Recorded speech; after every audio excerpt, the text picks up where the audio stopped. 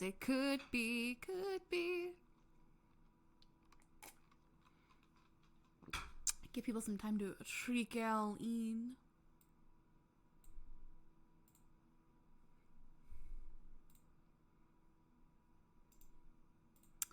And I might pop in some Discord chats to see what's going on.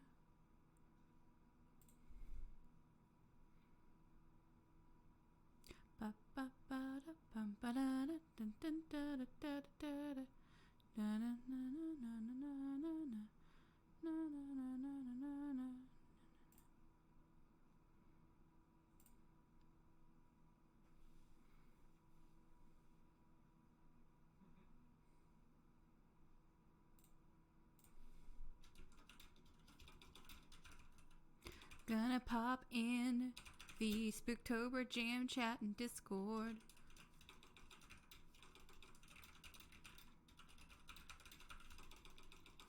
And I'm gonna tell them that I'm doing this. Ba-bam, bam.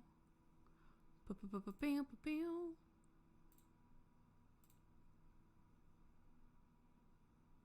Ba-ba-ba-bam, ba-bam, ba-bam. Ba-ba-bam, ba-bam, bam. Ba-ba-ba-bam, ba-bam, bam.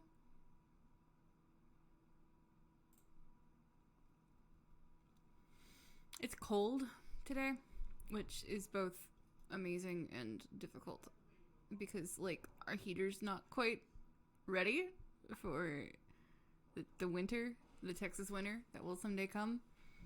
And so my house is cold, which I'm not used to, being a native-born Texan. So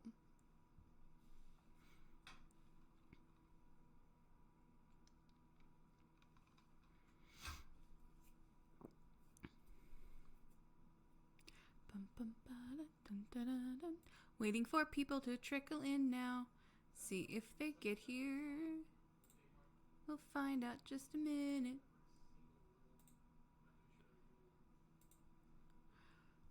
This first game we're gonna play is, I wish I had music. That would make this a lot more like fun, but it doesn't. It doesn't have music. So we're just gonna wait. But you know what? We can go ahead and talk about this game while we're sitting here. Cool. First game, Bloom for Me. Bloom for Me is about two young girls and their struggles to cope with the world around them. This game does not contain any jump scares. Good. Excellent. It makes me extremely happy. Story scripting UI by M. Artwork. Who's calling me? Go away. Person. Artwork by Azurmia. Backgrounds by West of Entropy. All artists I am familiar with. Yeah, what has Azurmia done? I know she's done stuff. They've done stuff.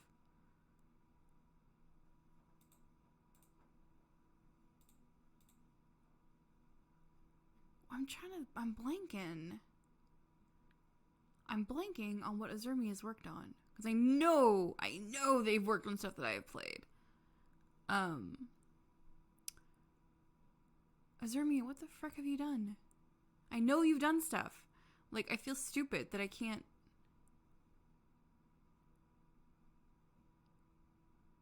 I can't think of what they've done, even though I know they've done a lot of cool stuff. Same thing with West of Entropy. Hold on. West of Entropy worked on Miracle Mirage Motel. Right, there we go. Cool.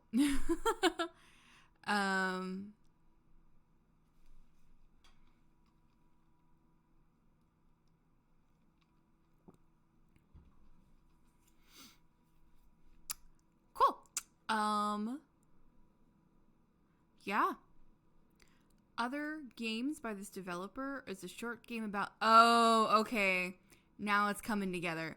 A short game about nothing was another game this developer worked on, and I didn't dislike it.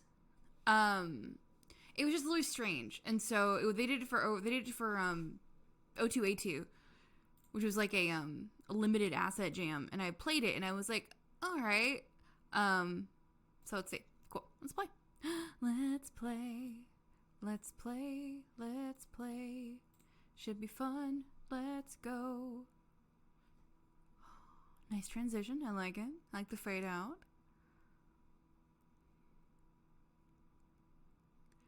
If you really wanted to help me, I wish there was music. You'd do me a favor and kill me yourself. There it is. Okay, okay. I like the multi-frame animation thing they got going on here. It's taking a bit for it to load.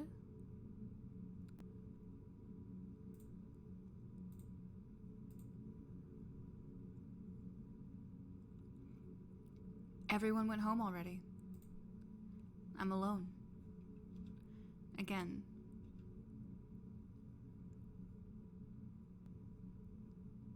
I like the transitions. I'm trying to figure out how they did this thing. I think it's I think it's just an ATL. Like a layered ATL kind of thing. Will I ever find her again?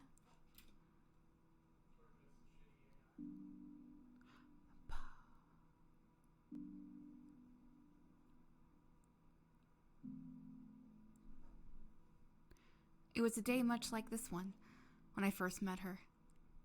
Hi, Hayden! Like a distant dream. We're playing Bloom for Me.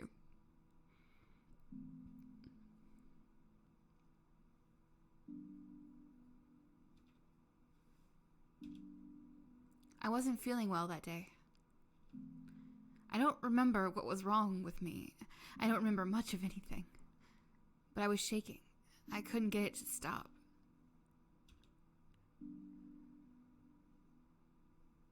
The nurse wasn't in.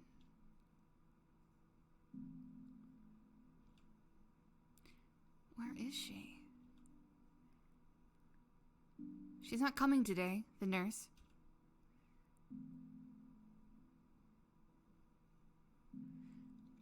Probably out and chasing some high school boys. Change his voice up a little bit. Is it serious? What? I doubt you're here to take a nap like me. You hurt? I'm fine. Well, that being said, I can't seem to sleep. I'm tired. So very tired. I think I'll go home. See you around. She's not here now. But I remembered something. The nurse came a little while after that girl left. The transitions are a little slow. Like I get that they're build a mood, but I'm trying to read and I can't. I feel like I'm losing momentum in the reading. I can't quite explain it. It's that same feeling again. A feeling of dread. As if something really bad is about to happen at any moment. But you don't have any reason to feel that way. Like these transitions right here, it's like I click to go forward and I don't know if it triggered and I'm like, did I click? I look terrible.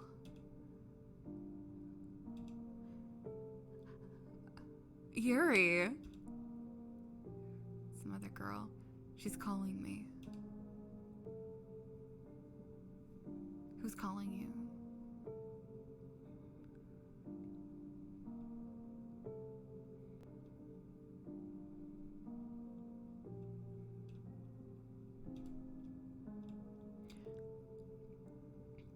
Are you deaf? I've been calling you for a while. Sorry, I didn't hear. Your teacher, oh, it's her mom, okay. See, I didn't know who was talking. I didn't have the context. Your teacher called. He wants you to quickly turn in your career interest survey. It's already due. Have you done it yet? It's already due. No, not yet. It's not like it matters. You don't know what the real world is like. I guess it's her mom at home? In any case, just write something down. I don't want another call from your slimy teacher. And stop being so gloomy. When I was your age, I was never like this. Go and get me a pack from the store. And get a boyfriend so I don't have to deal with you anymore. Like, your mom's a bitch. So, like, fair.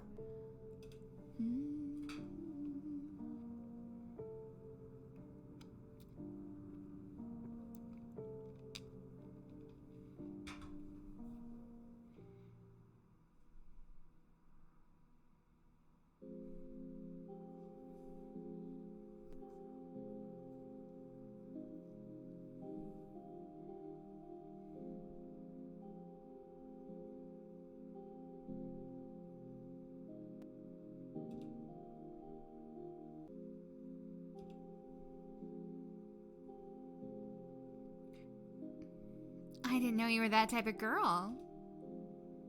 I happened to see you from outside. I'm surprised that guy lets you buy them. It's illegal, you know. I suppose you're regular. Don't worry, I'm not gonna rat you out to school. I don't smoke. It's for my mother. Sure it is. You're from class 4A, aren't you? I remember you from the nurse's office. I nod. I'm Himawari from 7B. Nice to meet you. Yuri. Yuri. You can call me Hima.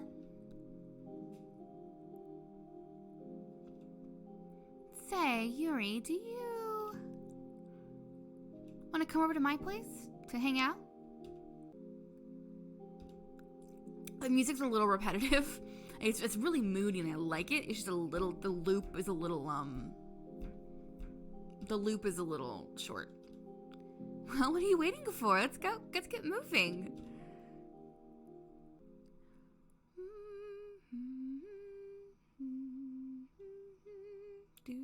Do.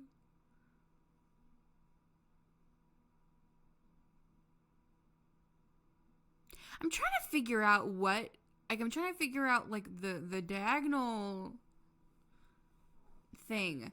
I'm trying to figure out what that is. Because it looks like, yeah, I'm trying to figure out exactly what they did. I don't think it's pre-rendered. I think they did it in engine. I'm trying to figure out what they did, though. What I think it is a repeating pattern that's behind the black on top. Yeah. No, that's kind of what I'm thinking with the black having opacity. That's kind of what I'm thinking, too. Is that it's the black is a transparent PNG with the lines behind it as a repeating pattern. I'm just trying to figure out what ATL they used to get it to do a diagonal run like that.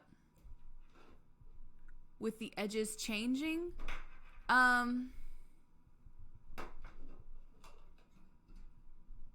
What I think it probably is, my cord fell, it was in the way. What I think it probably is like maybe not. See, what I think it is it's that the black is just it's just a black opacity. It's like it's just a solid black PNG. Maybe that's the background. Yeah. Like, I think it's just a solid black PNG, and then they have the repeating pattern behind the black. Like,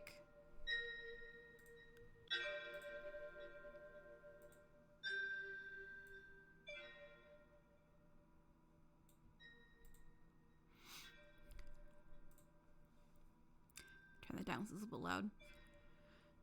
We don't really get along. Okay, and this is something else. It has like these sections where it's like it's taking forever for it to transition. Like they're doing pauses, these big renpai pauses, which I don't I think the pacing on that's fine. Like I like the idea of a pause, of a forced pause, but the way it reads, like I don't know if I've clicked the button, you know, like I don't know if the button is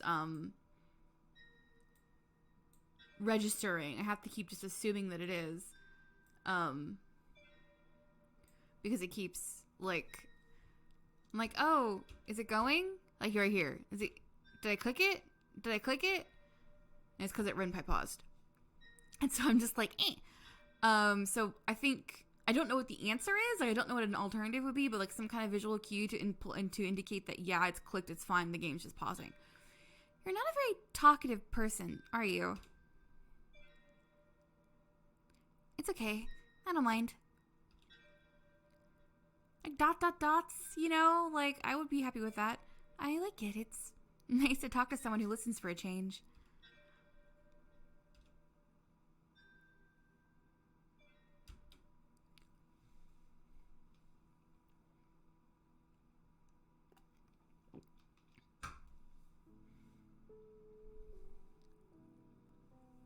I am a serial ... Like, I would rather, it be a ... so that I know the game is like trying to imply a pause over it just not doing anything. Like at least a ... implies to me, oh yeah, this game is pausing for dramatic effect, so it's fine. Here, pretty weird. That was much like that was useful. Like I like that a little bit more. I mean, it's just, I'm not exactly a very approachable person, you know? That's not true.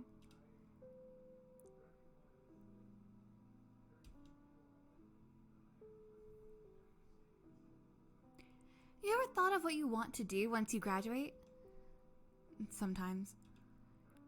What do you want to do then? Come on, tell me. I'm gonna skip through this a little bit. I'm being bad and skipping through a little bit. So I don't know how long the game is.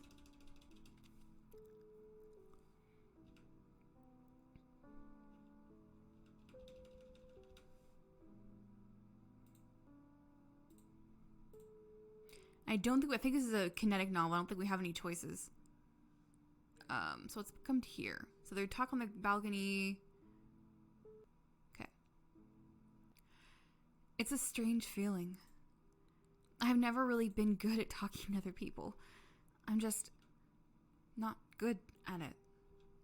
But there's something about this girl.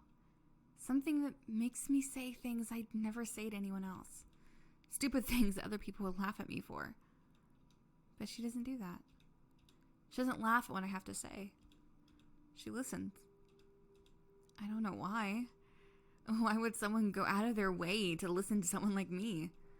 Why would someone want to spend time with someone like me? I just can't seem to figure it out.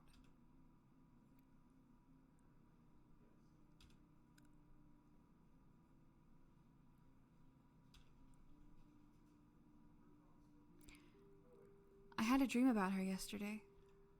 A dream where she was leaving me. I felt sad. So pathetic. But I don't want to feel like that. Am I just selfish? I don't know. I want to see her again.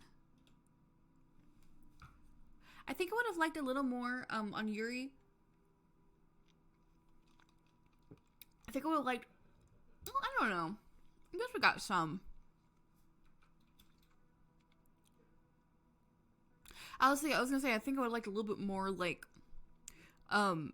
Yuri characterization exposition, but we got a fair amount. This game has a very poem feel. Yeah, it's very moody. It's very like it's very aesthetique. Like it's going for a certain feel over a certain plot, which is fine. Do you ever think about getting out of this town, Yuton? I think about it all the time.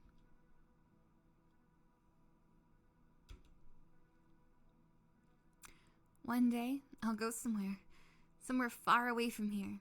Make a new life for myself. Maybe I'll go to Tokyo.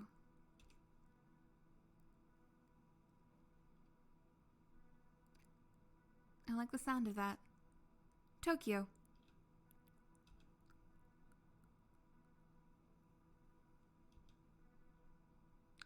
Yu-chan, if I ever leave this town, would you come with me? Just kidding.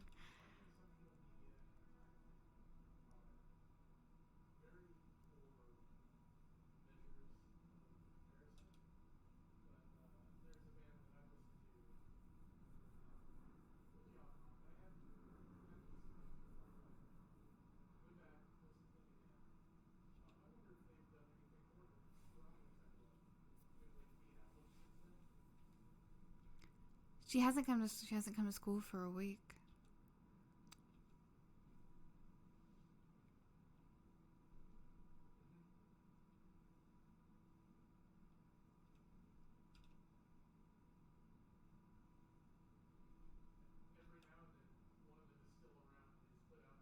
I'm kind of like, these transitions are really, really slow, and I do wish they were a little quicker, like a scooch quicker. I shouldn't be doing this, but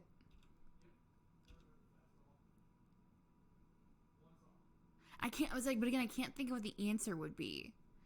Icha, what are you doing here? I told you not to come on weekdays. I'm worried about you.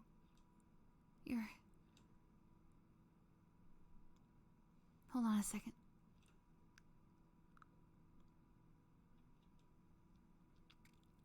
You have to leave now. He will come back to school. Yeah, I'll go tomorrow. I don't believe you. Please, Ichan, go. You really need to go now. You only just calm down a bit. Go on, before he gets impatient. Please.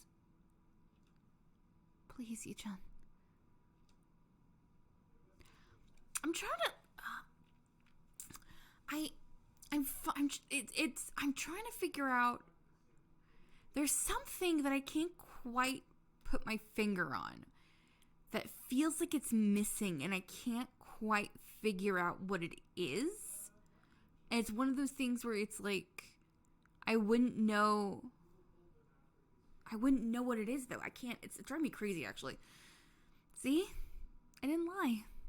I came to school today. And now we're skipping because of you. You'll be fine. You never skip anyway. What about you? Me?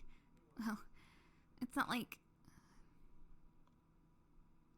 I think I might have figured it out.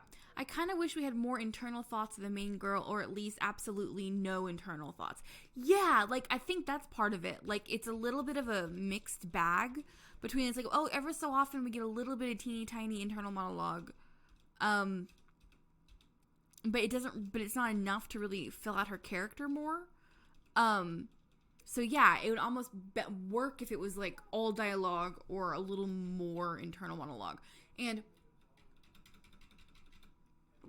I also think a part of it is, I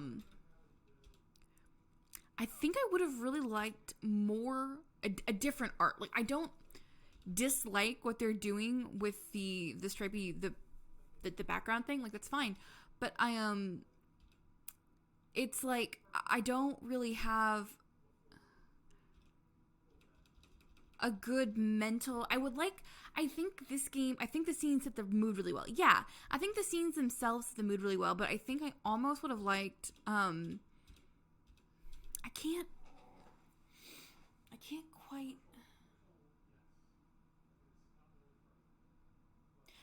quite describe, like, I think if yeah, I like the vague, I like the moody, I like the black and white Flowers of Evil vibes. Yeah, no, I am too. I just can't, I feel like there's something missing and I can't place it.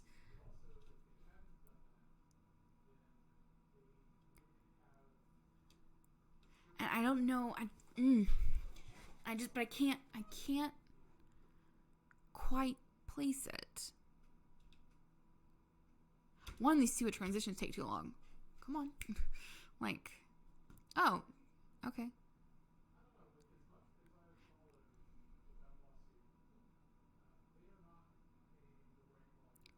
Okay, so I'm going to go ahead. She wrote me a letter. She told me not to read it, so I'm not going to read the letter.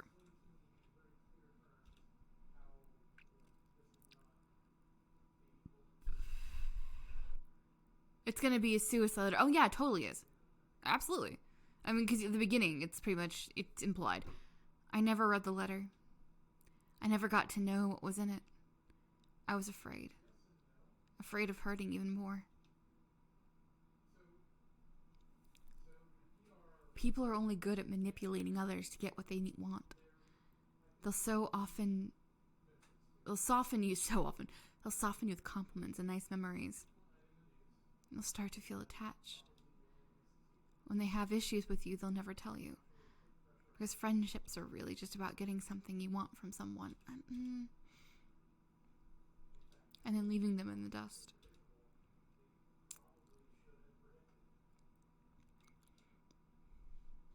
I never saw her again since that day.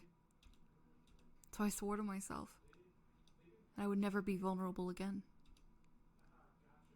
I think I would have liked more of a build-up, but as a further friendship. Like, we get a little... we get a little bit of Yuri, and we get a little bit of Himawari. I'm gonna read the letter this time. But we don't... And then we get a little bit of their friendship, but we don't really get a lot. And if they were gonna put so much work into the kind of moodiness...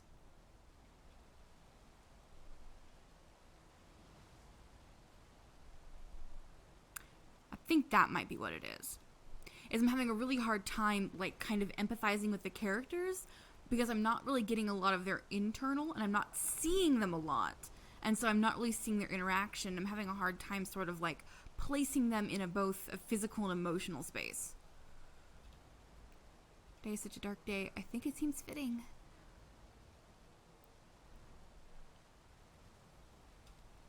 I think they used a combination of I told you not to read that letter.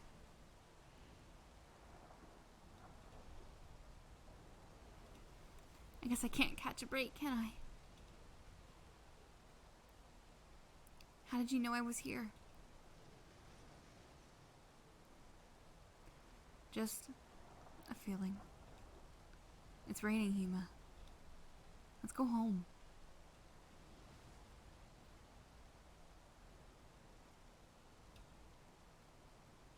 I'm not going back. I don't have a home. Never did. It's going to be fine, Hima. We'll figure something out. Let's call the police. Get some help. You disgust me. This town, the people in it. This feels like I don't know why. They're all the same.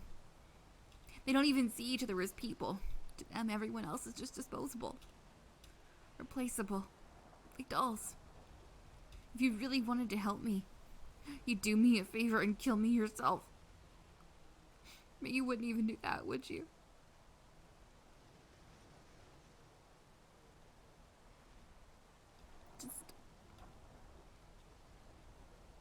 Just leave me alone. Yeah. I have a hard time, like, understanding her motivation for turning against Yuri. I basically just, like, I feel like there could have been more between. It just feels like it's a little snippet, and it's just like, it's okay. Okay, cool. I don't feel like playing the rest of this right now. Cool. We saw that. We're gonna do the candles breathe next. I don't know if it's the candles breath or the candles breathe, because it's spelled breathe. So shoop shoop shoot it do. Let's pull it up. Let's pull it up. Avior, yes. I'm not really familiar with Avior's work. So if you are, then tell me. Okay, cool. We won't be surprising. Candles breathe. No, not the log. I want the actual game. There it is. Alright, it's giving us the game is generally meant to be played in one sitting. As such, it's not possible to save manually. However, checkpoints are created whenever you return to the street or to the main menu, so you may continue from there if you need to quit. The game is generally meant to be played in one sitting. As such, it's not possible to save manually. However, checkpoints are created whenever you are returned to the street or to the main menu, so you may continue from there if you need to quit. Please enjoy the world with this in mind. I'm going to say one thing.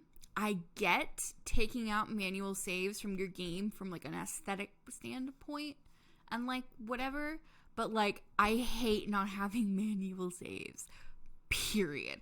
Like I because what if something happens? What if I'm right in the middle of something? I have to save right then and there. What if my computer crashes? Like I'm just like really like I like having actual saves.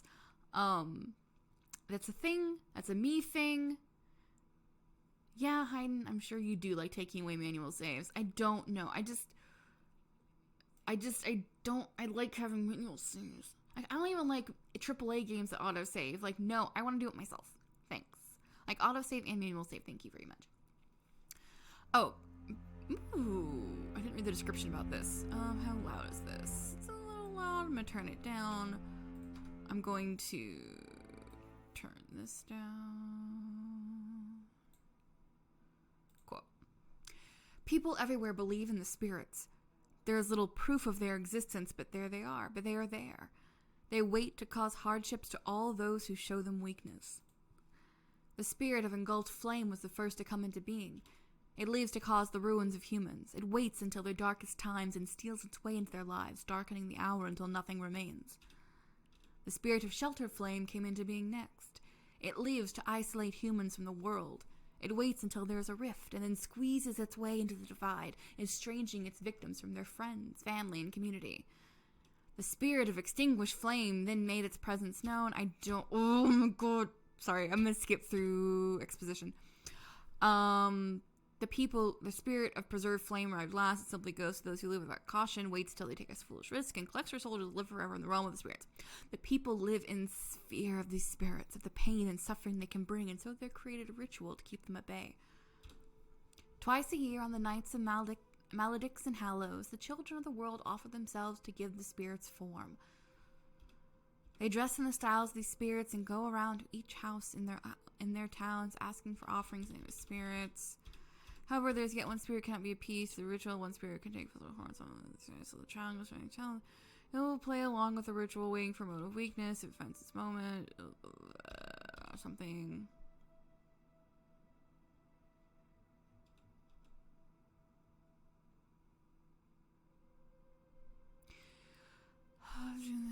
The spirit made itself known as the spirit of consumed flame, the wandering vampire. Cool. Notice how I just skipped all that?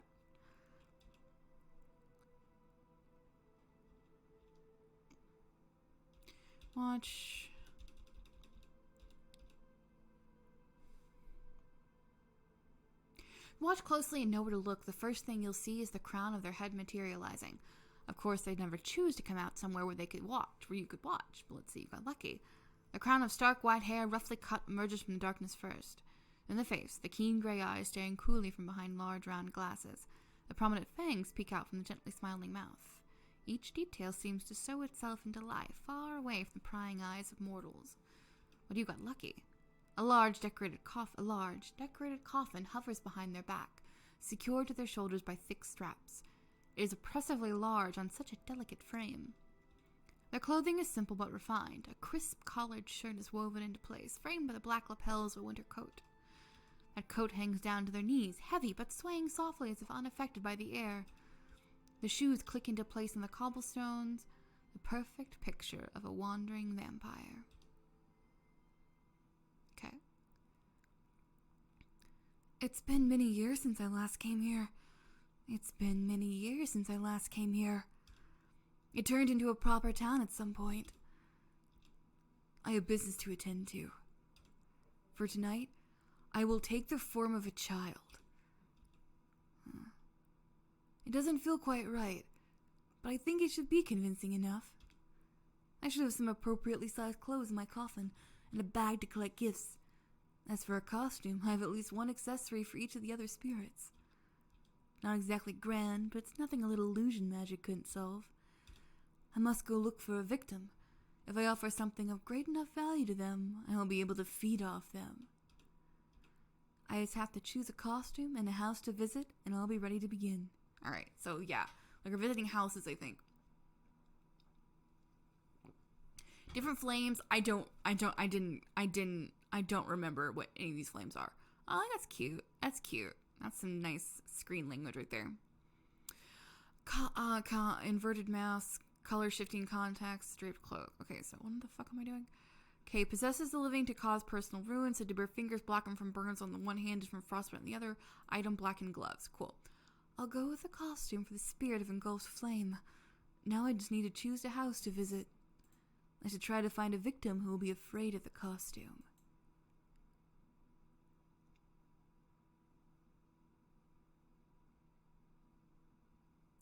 Said to bear the fingers black and... Okay. Process cause personal ruin. Okay. Caring for someone. Here goes nothing. Bing bong. A tall man with short dark hair opens the door. He appears to be in his mid-30s, dark circles line his eyes underneath slim glasses. His smile feels a little crooked. He has a strange vibe, but he looks tired. Okay, so I get what we're going for.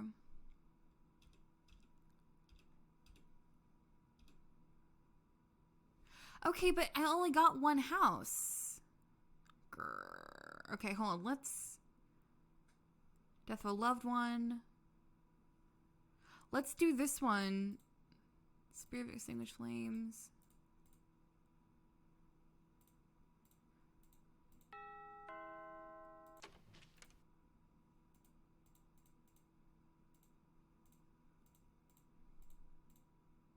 Yeah, because he's caring for someone, so I picked the thing. But I only had one house to go to, so I don't know what the fucking point was.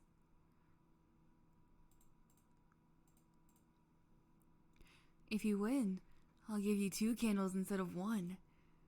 The man's eyes flit over the stash of candles huddled next to his door.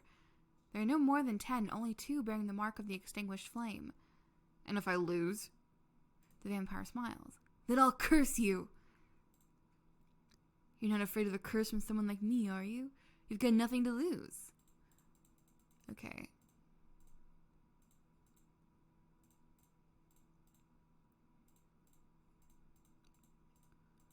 Okay, rock, paper, scissors. Rock.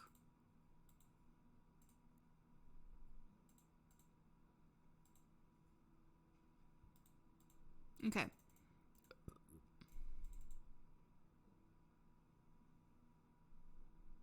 I'm confused what I need to be doing.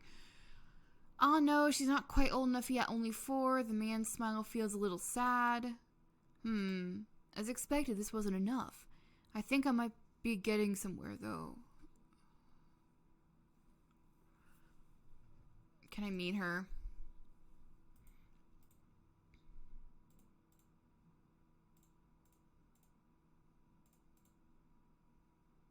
I'm not 100% sure what I'm trying to get from him.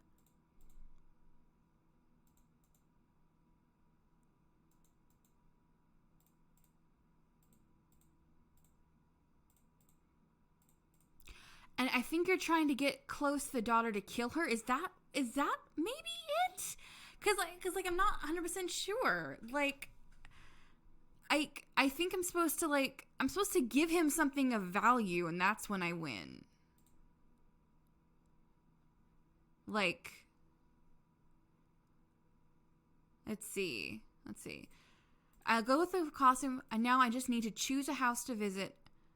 I should find a victim who is afraid of the costume. I'm trying to get him to give me something. I should have some appropriate sized clothes. Let me find out. Business suit 10. Find out to the form of a child. At some point. Let's see. If I offer something of great enough value to them, I will be able to feed off them. So I need to offer them something of value.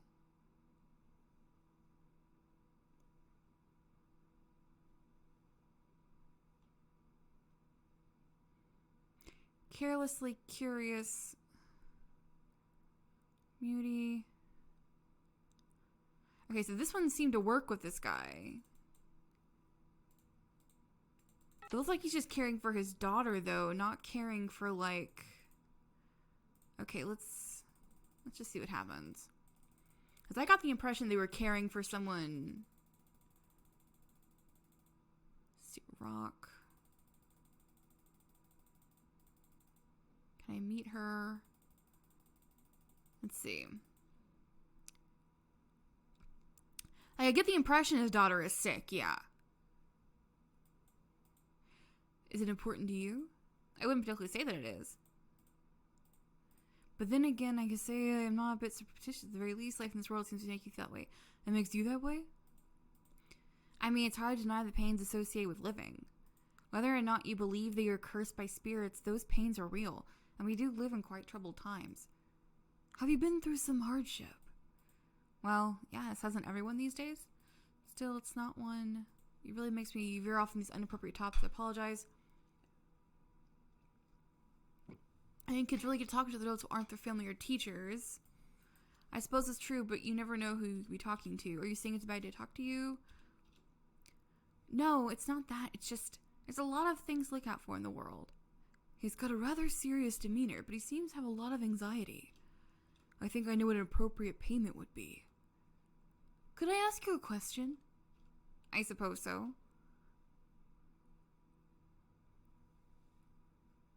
Okay, let's... What would you give up to know that your daughter would have a happy future? What an ominous question. He looks up to the sky for a moment before his eyes settle back on the vampire. I suppose there's not much I wouldn't give up. She shouldn't have to suffer for the choices we made. I understand. I'm afraid I cannot work such miracles, but I will do what I can. The man's eyebrows draw together. What do you mean? Allow me to give you your candle. But I lost your game. I never said you wouldn't get the original candle if you lost. Just that you would be cursed. The vampire pulls out a deep red candle carefully carved with the symbol of the extinguished flame and places it gingerly on the ground in front of the other candles. And cursed you shall be. The vampire looks up at the man. Why don't you rest now? You must be so dreadfully tired. Just close your eyes. Go to sleep. I promise, no one will know. Just rest for a while. So I kind of get... Oh, there it is. I kind of get what they're going for, but it's a little obtuse. And there's only one house to go to. So it's like, I don't know if there's supposed to be more houses or not. I don't know. It was alright. It was alright. It was cute. Like, I get the concept.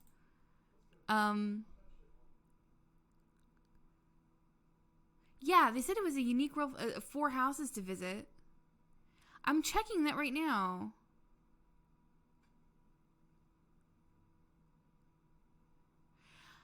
Okay, so I'm reading some of the description. I'm reading some of the comments. Very interesting concept. The different candle spirits and their symbols are so intriguing, and the brief glimpse into this world and its inhabitants. Wouldn't mind owning a candle like this myself. I guess my only suggestion would be some sort of hint on how to unlock the other houses for those of us less clever. I guess you can unlock the other houses, but I wouldn't be able to figure that out from right off the bat. So you have to unlock them. Gotta not get your fill. Hint, gotta not get your fill. It says PM Scenario. Thank you, PM Scenarios. It's telling me, like, there isn't anything, unless I was on the game page and knew that there were 4 houses to unlock. I'd be really confused as to why there's 4 candles, only 1 house. And I'd be like, are there other houses? Is this it's a bit obtuse. I don't know how to unlock the other houses. I guess I could just not win. I don't know. We're gonna go on the next game, but I'm gonna be right back. We're gonna go to the next game, which is gonna be empty. But see, I like the concepts though. That's the thing. I really, really, really like the concepts therein. And I think there's a lot of really cute shit there. There's a couple of things where I'm like, but what? I think having all 4 houses unlocked begins would probably do well. Yeah, I would much prefer all 4 houses there, and then you see which candle goes to which house. That's how I thought the game would play. Not to hop in and be like, oh, you only get 1 house. You picked the wrong candle. Yeah, like, I definitely think it'd be much better to do. You have all 4 houses, you have 4 candles, or you have 6 houses and 4 candles, or like something. And then, of course, this is not going to let me full screen. Let's see. I'm going to have to display capture. And I will be right back.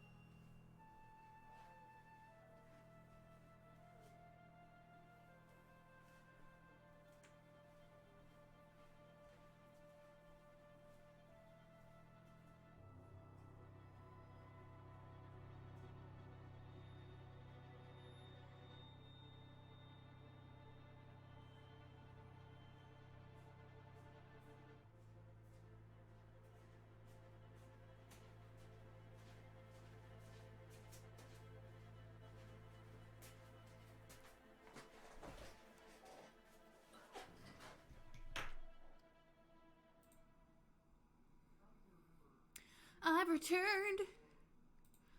Cool. Yeah, so like, yeah, that last one, it's like, I think it would have benefited from just like having all the candles out, having X number of candles out, having X number of houses out, and then you just like, yeah, I don't know. Cool. Empty. It's our next one. Sip, sip water, let's go. This is Unity. This is a Unity game. Okay. Alright. What? Ugh. I got some Halloween candy. Oh my god. I do too. I'm trying not to eat it. Ugh. Day 67. Data entry is still a pretty mind-numbing way to start the day. Charlie is helping me stay motivated, but I just want my coffee. This looks like a homebrew. Because it doesn't... Yeah. This is the worst. I know. They should have at least autofilled the first values in this daily stuff. Did you think the station was going to somehow sink further into the abyss? Anyway. Same depth as usual. Oh, I guess it's so I know... Okay, cool. I used to drive that far to go get bread.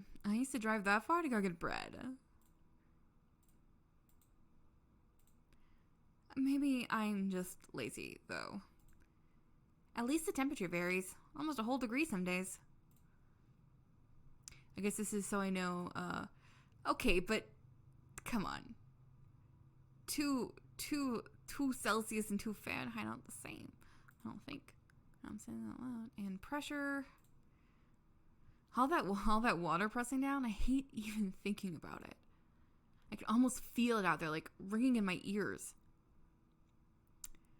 Yeah, no, this whole thing is very odd. Like, it's weird because it's like, oh, you're making me please use metric. Hi, Dan, but I'm American. I'm American, so I'm just using them because, yes, they are scientists. They should be using metric, but as I am a dumb American, I went with my units I'm most comfortable with.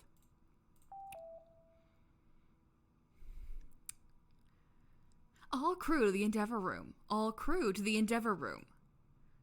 Head to the Endeavor. Like, why are they even giving me a choice there? Let's see how many people are in the station.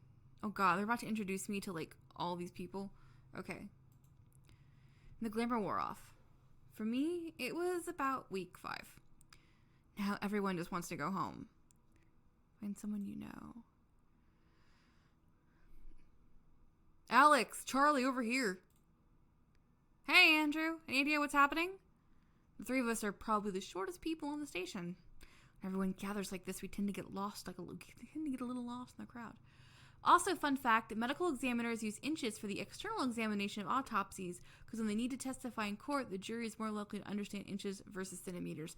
I actually fucking believe that. I can believe that. I can absolutely believe that because we're so stupid and we can't understand centimeters. I like the art. The sprite art's fun. I kind of wish they weren't like, I kind of wish they almost stayed on screen. Just because. Okay, quiet down, everyone. Hubbub dies away quickly. Yes, listen, that's kind of weird. We've lost contact with the dive team. The room explodes into chatter. Charlie gives me a look that can only be described as terror. Hey, keep it down. The clamor turns to whispers. Everyone is still talking, but at least we can hear the captain now. Here's what we know. They got us into the ruins fine, and we were able to explore a little. I like this kind of sci-fi, like, thing. I think the art's a little, I like the sprite art. I think it could be beefed up a little bit, a little more stylized, maybe some shading, whatever. I like the racial diversity, the token white dude. Going to reassure her. I'm not completely reading everything. Yeah, okay. I'll catch you later. Let me know if you hear anything.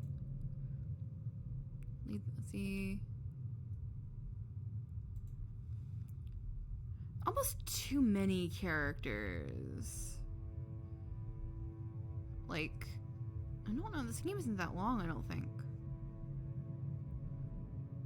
Oh, my little nubbin came off my earbuds and I got distracted. He looks unconcerned, but we all know it's an act. Look at this man. Look at this weird scientist man. You're dead? Christ, Daryl! What? In what world is that an okay thing to say? Daryl pauses for a second. I can tell he's about to say something to start an argument. I'm ready for one, too. Hey, stop it. I swear you two are worse than my cats. The tension cracks a little and Daryl and I start to stare, share a smirk, his jerk, but can't joining in. Like, the little, click to interact buttons are a little strange. It's, just... I mean, I guess it makes sense, from a conversational standpoint, but, I don't know. I can't decide. Yeah, I wish I could do something. I get... I don't know. I can't decide. I can't decide how I feel. So apparently we're gonna go hunt the missing divers. For now, we should just follow orders. That's my Daryl voice. For now, we should just follow orders. This isn't the Navy, Daryl. You might be a good little sailor, but I have a brain of my own. That's debatable. Either way, a bit of discipline would do you good. He doesn't look Navy. Hey, stop it. Daryl and I both freeze. Sorry, Charlie. Honestly. I still think we should do something. Daryl and Charlie both shoot me a look, but before either can speak, Stanley ducks into the cabin. Too many characters. Can't do all the voices. A brain that takes imperial measurements and not metric. Shut up, Nine. I do like this kind of like weird, like kind of military sci-fi thing I think they're gonna go for. Like, I wish like the aesthetic kind of matched the mood a little better. Night. Ooh. The somber, like there's no music. Like, I think the writing is solid. I like the cast of characters. I almost wish that they had kind of shifted their attention. Like, okay, we have a pretty big cast, like for a small game, and I say that as someone who's made games with far too large of a cast. I think I would have preferred if they had shifted away, if they lowered the number of, if they had reduced the cast, which would then have reduced the number of sprites, which would give them more time to work on other assets, and they could have like focused on mood a little bit better. Because it's very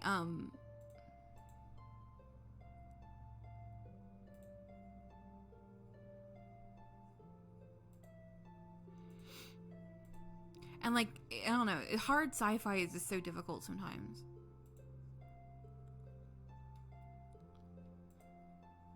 But the pacing is moving pretty quickly, so that's fine.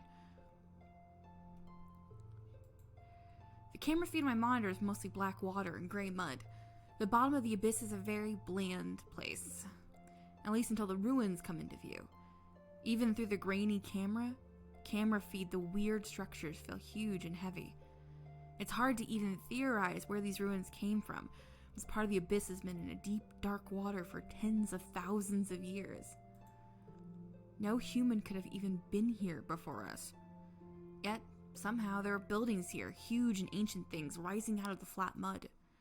The first human cities only date back about 1,000 years. These ruins are at least 10 times older.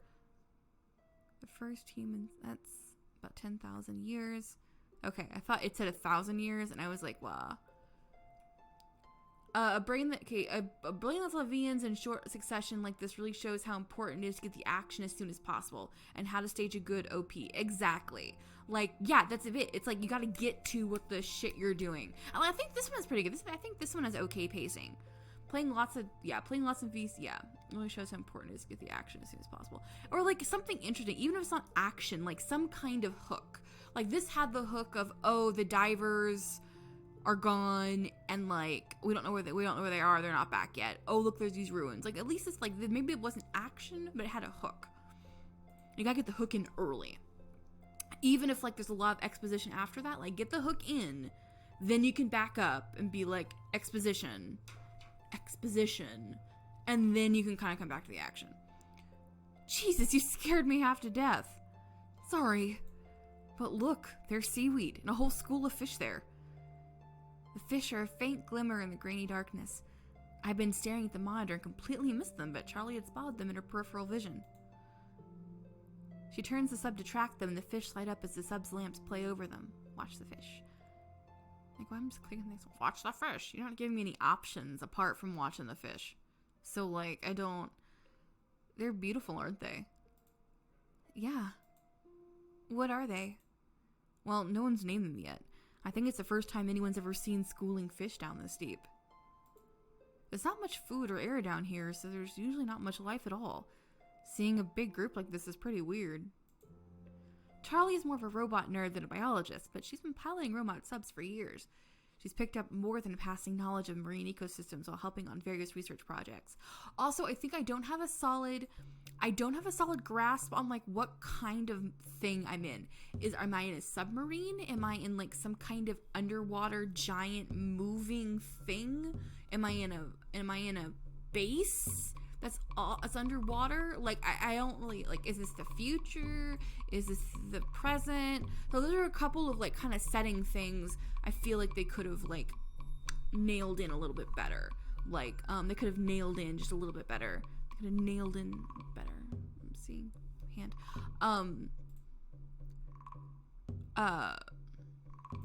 because I don't have a good concept of like where I am in time, where I am in space, apart from being under the sea at some point somewhere. It is. Look, you can see the triangle. We found them. Holy crap, we better tell the captain. You go. I'll stay here and make sure the path is clear. Let's see. I'm on my seat through the door. The team lead. Yeah, again, so many cast members. Okay, so I'm gonna keep going a little bit.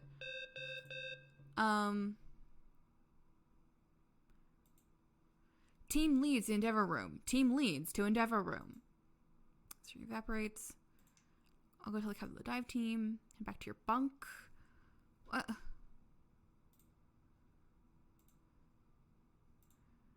Let's kind of skip through. I want to see what's going on. I'm just gonna read a book. I don't know. That felt unnecessary. Oh. The hell? Shut it. Listen up, everyone. Her face is a mask of fear. There's a book I'm reading right now that does this too. And when it's like their face is a mask of something, it is such a cliche phrase to me now. Like, it's like any individual who chooses to use it, there's no music in this, I'm gonna take these out. Like, if you choose to use it, I'm not gonna be mad. But there's a book I'm reading right now that they use it like twice a chapter. And it's like, stop. Like, otherwise it's a YA book. But otherwise it's like a decent little book. And, ooh. Prep for transport in 1 hour. Oh, shit. No one moves. They all stare at Maria in shock as she rushes to shove her few possessions into a bag. What's happening? Ooh, book wreck.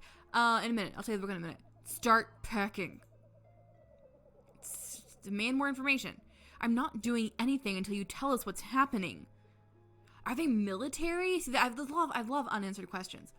Maria whirls around, and for a second, I think she's going to punch me. Instead, she points a finger only a few inches from my face. We don't have time for your crap, Alex. Pack now. Is my name Alex? I missed that completely. No, you can't just treat us like you're kids. You're sure as hell acting like them. Oh my god, Maria, just tell us.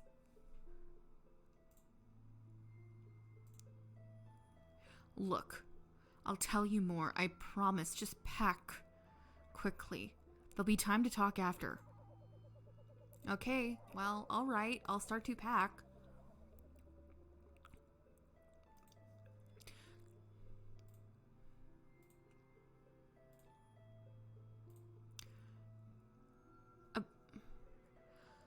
I don't know all the details. A big solar flare has been detected. Maria doesn't look up from the floor. Everyone else looks at me, the physicist, but I need more information. I hope my fear isn't showing. It's going to hit Earth in a few days. It's going to do a lot of damage to anything electrical. So what, a blackout? No. It's worse than that. It's going to be catastrophic. Maria looks up at me, pleading. I don't know much, but I need to tell them what's going to happen. One of my professors is a bit obsessed with this. It's like an EMP from a nuke, but bigger. The size of a country, not a city. The sun has thrown out a bunch of matter and energy, and that's going to hit the Earth's magnetosphere and warp it all over the place. I do love the kind of hard sci-fi. It's so difficult to see a good hard sci-fi visual novel, because good hard sci-fi is just kind of rare anyway. It's very much the purview of like a very specific subset of like books or like television shows or like whatever. I can't even think of a good hard sci-fi television show, actually, come to think of it. It's all books. You know, some Larry Niven or some Blinking. It happens. I'm blanking on other authors all of a sudden. It happens now and then. The infrastructure can handle small storms, but even small ones have knocked out power for a whole country. There's a couple. The Star Legation is a new one that they're kickstartering, and that's hard sci-fi. I think I should write a hard sci-fi visual novel. Should I do that? Should I write a hard sci-fi visual novel? I shouldn't. I should, but it won't be as hard. I won't be Niven. It'd be more like, I don't know. I don't know what it would be. If I wrote hard sci-fi, it'd be more Douglas Adams and Larry Niven. So, I want to write a hard medical sci-fi V and do it, Hayden. Do it. A really big one will create induced current to destroy transformers and sensitive equipment. Heavy electrical grid effectively destroyed or badly damaged. Finally use my pathology skills for something, lol, right? So, a blackout. Sure, a blackout. A blackout that wipes out everything for half the planet. The fear is eating at me and I can't keep my cool. The damage will be too much to handle. Whole continents without electricity and no parts or power to fix the grid. Without electricity, everything breaks down. Pumps for fresh water, electrical signals, heating. No more phones or internet to organize anything. Within a few months, there'll be no fuel for trucks to transport whatever supplies are even still being produced. The shops will be empty. Oh, yeah, and that's for people already on land.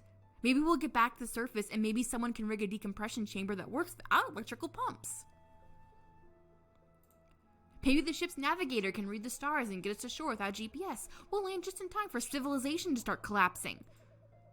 Everyone is... I'm not being as hysterical as I need to be.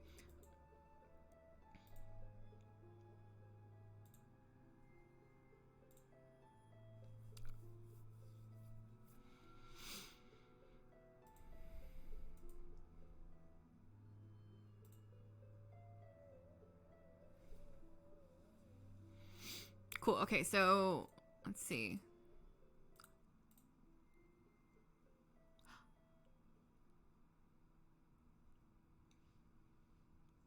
The transport sub picks up the first team less than an hour after the all-hands alarm. The sub takes almost 2 hours to descend, so it must have already been on its way when we found out. 6 teams, 4 hours per trip, an extra hour at each end for unloading, at least 36 hours? Charlie's muttering to herself, trying to work out how long the evacuation will take. How long was it until the flare hits? Maria shrugs. I shrug too, but I know the maximum warning for solar flares is less than 24 hours. A full 12 hours less than Charlie's guess at 36 hours. Yeah. Charlie's really good at logistics. Her guess is probably not far from reality. At least a third of the station crew is not getting out of here. Ooh. I just have this feeling that the author has absolutely served a military ship. Yeah, I get that feeling as well. It kind of feels like it has that personal insight. No, absolutely. I'm definitely getting like I was in the Navy and I was on a sub feeling. Or, you know, something of the nature. Hey, Maria, are we evacuating in team order? Captain said teams are being picked at random. She's leaving last. Going down with the ship, huh? We all laugh. It's hard not to. Sub returns for another team. We still haven't been called up. A few more hours pass. The air in the room tastes almost salty with tension and fear. Did you hear that? We all strain our ears. There's a distinct mechanical noise. The station makes a lot of sounds, but this one is unfamiliar. A sustained growl rising in intensity. It's the umbilical. They must have cut us free early. Why would they do that? I don't have enough voices. Time's run out. We're stuck. 6 hours of life support, then we die. Yeah, no, it's really cool. I don't see this thing. Like, no, depending on what kind of ship they're on, yeah, I think it probably really is called the umbilical. That is a term that does get used for deep sea missions. I just don't know like what kind of station they're on. So, but yeah, no, it's absolutely a real term for naval deep sea bullshit. Or I guess not necessarily naval, it could be, you know, science research. Sub should be arriving soon. We still haven't been called up. The captain knows we're still here, right? Naval deep sea bullshit. My brain hurts. Leave me alone. Maria gives me a weary, exasperated look. Yes, the captain knows. A deep thud echoes through the station, so low that I can feel it in my chest. Like, I see, the writing is really good here, but, like, here's my thing. It's like, I'm having a really hard time, like, getting the tension that needs to be here. And if this was a book, I think it might actually be a little more tense. It would need a little punching. It would need a little punch up to get tense. But since there's supposed to be all these visuals, it's like I would want music here. I would want kind of like a moody feeling in the UI or like in the overlays or in the art to really kind of drive home like this is a tense situation. I'm just not quite getting there. The station shudders, and for a moment all the lights go off. It is pitch black. A darkness that should not be possible. Darkness that comes from a place that has never been touched by sunlight. The red emergency lighting comes on. It's the sub. The flare must have hit early and wiped it out. Daryl is panicking, but I think he's right. All hands, all hands. Crew to airlock. Crew to airlock. I think you could play with lights and colors really easily in a sub setting. Yeah, especially like, you know, like if you go on to station must be collapsing. Shit. Despite our training, we all rush the door at once and end up blocking each other. Like, this is one of the first tint the sprites as well. Yeah, like I think this is one of the few backgrounds, and this red light is one of the few times where I really feel like, okay, I'm in a sub. Like, but even this is like, I do get the feeling that they have been on a sub. I don't know. Because, like, this doesn't feel like an undersea station to me. It still feels very open. Like, if you go on to, like, even just, like, a naval vessel, like, you know, like, you get down into the belly to get down to where the bulkheads are, and, like, it's very tight. It's very cramped. It's very small feeling. And a submarine, I would presume, would have some of the same feelings on there. And so I just think there's some stuff that could be done there.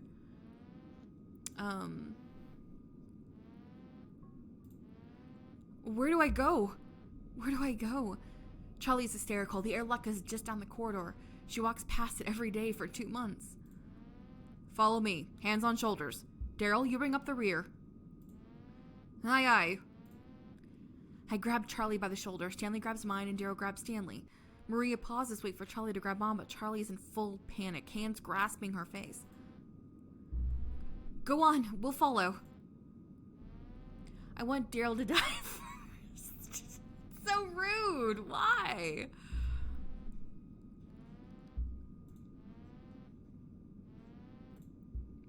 The airlock is just around the corner. Everyone on the station has a suit and a half, and with half the crew that good already, there'll be more than enough power and oxygen for us stragglers. Ugh. Maria suddenly screams out and stumbles. Team Daryl first. Maria! She's completely motionless, but still gripping the railing to hold herself. I try to ed past Charlie to pick Maria up. Stop! Stanley wrenches me back and holds me tight. She's dead. Look, there's a broken cable. What?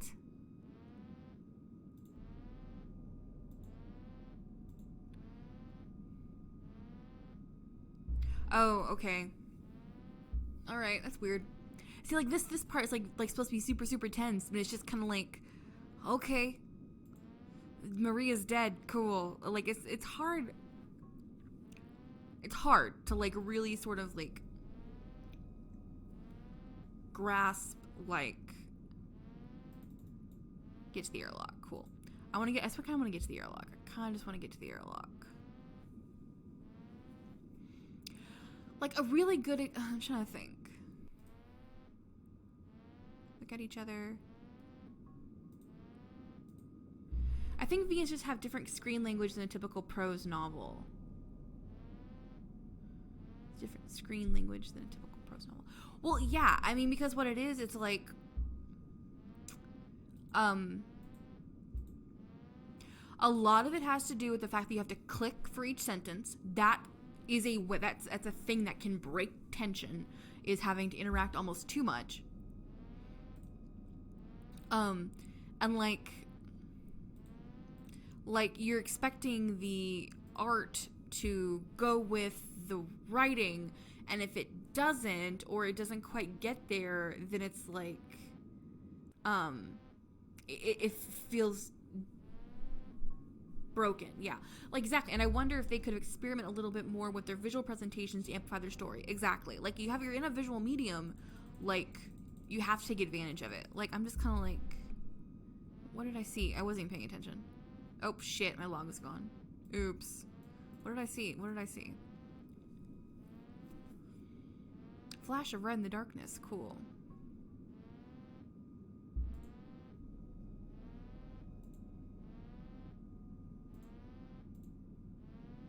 Plan. Also, the click to advance thing, one of the biggest things I see a lot, not in this one, but other ones, that people will write a very long paragraph.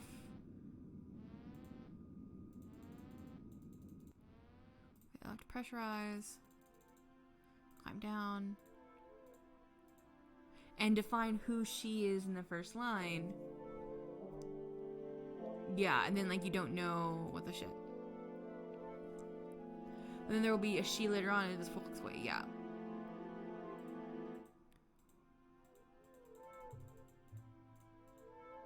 I've forgotten who she is supposed to be. Yeah, there's something about, like, the memory of, like, it's the way I think it's the way your brain processes.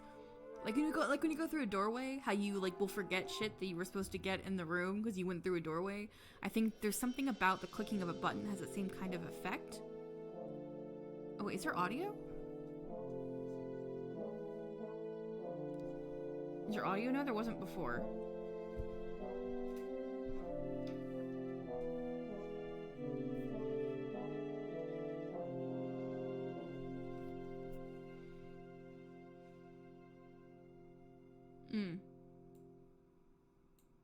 Because there wasn't audio before, and so I didn't know.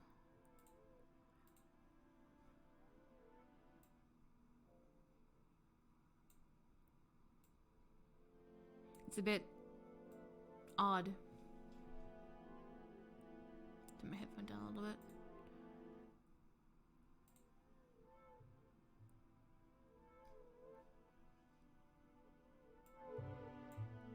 It's okay. Audio's okay. Like, I would have liked more audio earlier.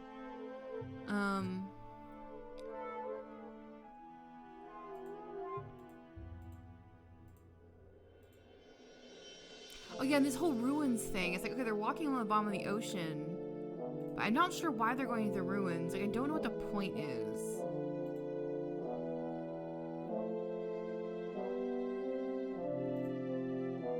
Okay. We keep moving, and soon after the stone towers loom out of the darkness. Wow. Seeing them in person is a little different, huh? I try to sound upbeat, but a cold streak has rushed down my spine. These ruins are so unnatural, so wrong. The stacks of squared stone fade away above us.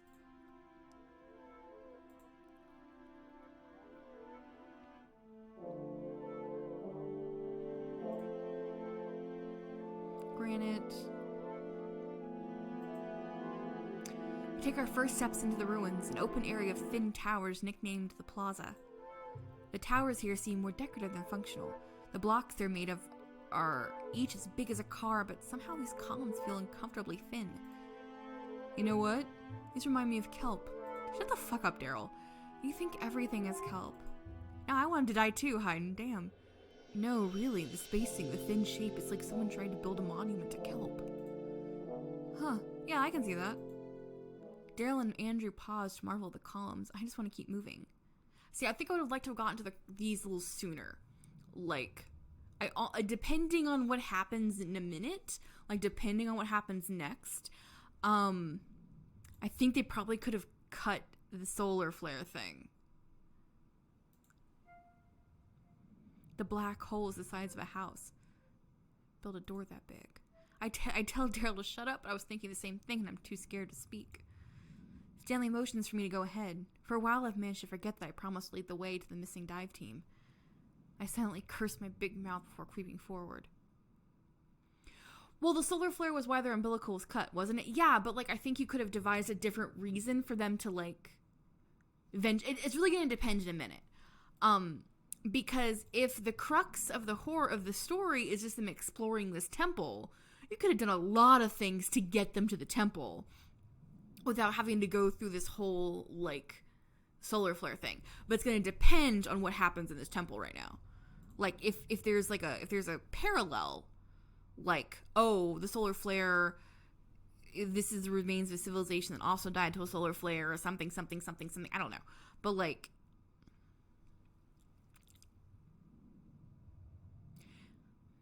strange deep sea fish. I don't know how long we can creep through these horrid corridors, but eventually I spot the thin gap I'm looking for. Here it is. Or even just open on the umbilical being cut and starting there. We wouldn't know Maria, but I think overall it would get to the ruins quicker. Yeah, like, the idea is, like, it's going to depend on what's going to happen in these ruins now. Cool. Because I think the horror is supposed to be kind of in the ruins. Like, I think there's just a lot of... It's almost like two stories smashed into each other. Let's find out. My voice sounds deafening after the silence. The gap is just wide enough to squeeze through in our suits, but I have to put my hands on the stone. The metal gloves in my suit scrape against it. Hang on, this doesn't look safe. Don't worry, it's only a short passage. The dive team made it through. And they were skilled divers with years of experience working at depth. At least let me go first. I back out of the gap without hesitation. Even if it's just for a moment, I'm glad to get away from the granite walls. Daryl squeezes into the gap, and I realize just how narrow it is with the bulk of the suits. Maybe this is a bad idea. I'm through. I can see the camp. I take a deep breath and approach the gap again. As soon as I touch the stone, I feel that same cold chill run down my spine. I know it's just my imagination, but there's no way to argue with the base emotions controlling my body. I grip my teeth and push through. My suit scrapes against the stone for a moment, then I'm free again. Daryl takes my hand and helps me away from the wall. He gives me a look somewhere between reproach and exasperation. You're the one who brought us here. Keep that in mind. Daryl's ability to see through my facade of confidence is one of the main reasons we argue so much. It's also why he's one of my closest friends. Team's camp. Glint in the distance, so I leave Daryl to help the others through. Chemicals has barely been used. Okay, this part's a little weird. Because this is not how this would work. Like you wouldn't sleep underwater. I'm very confused by a lot of this. Like a camp, like if a dive team had some kind of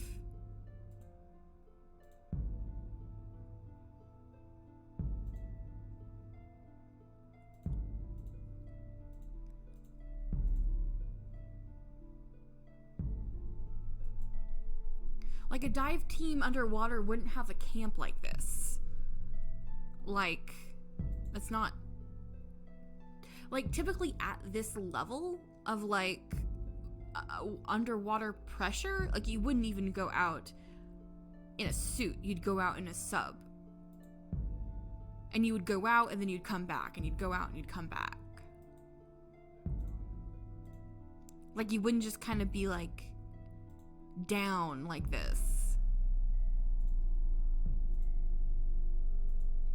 This is very odd.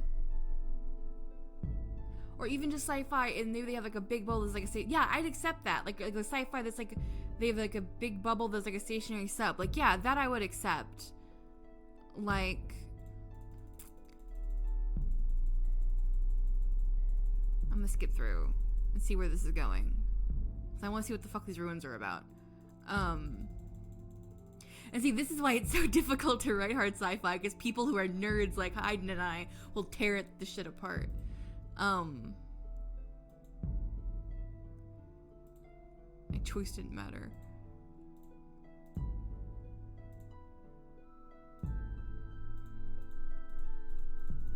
Because, like, this is the part that should be interesting, and now I'm bored, you know, like... Like, it's taken us so long to get here. Man, I was just thinking about how good of a hook it would be if, like... Okay.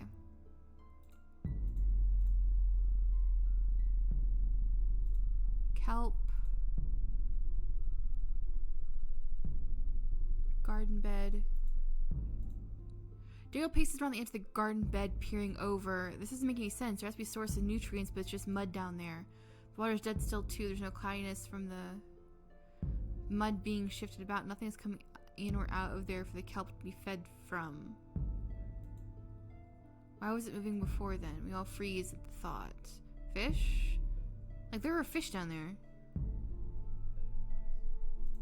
Like, there's something in the ruins. And, like, well, it took us so long to get here. And then it's, like, awkward.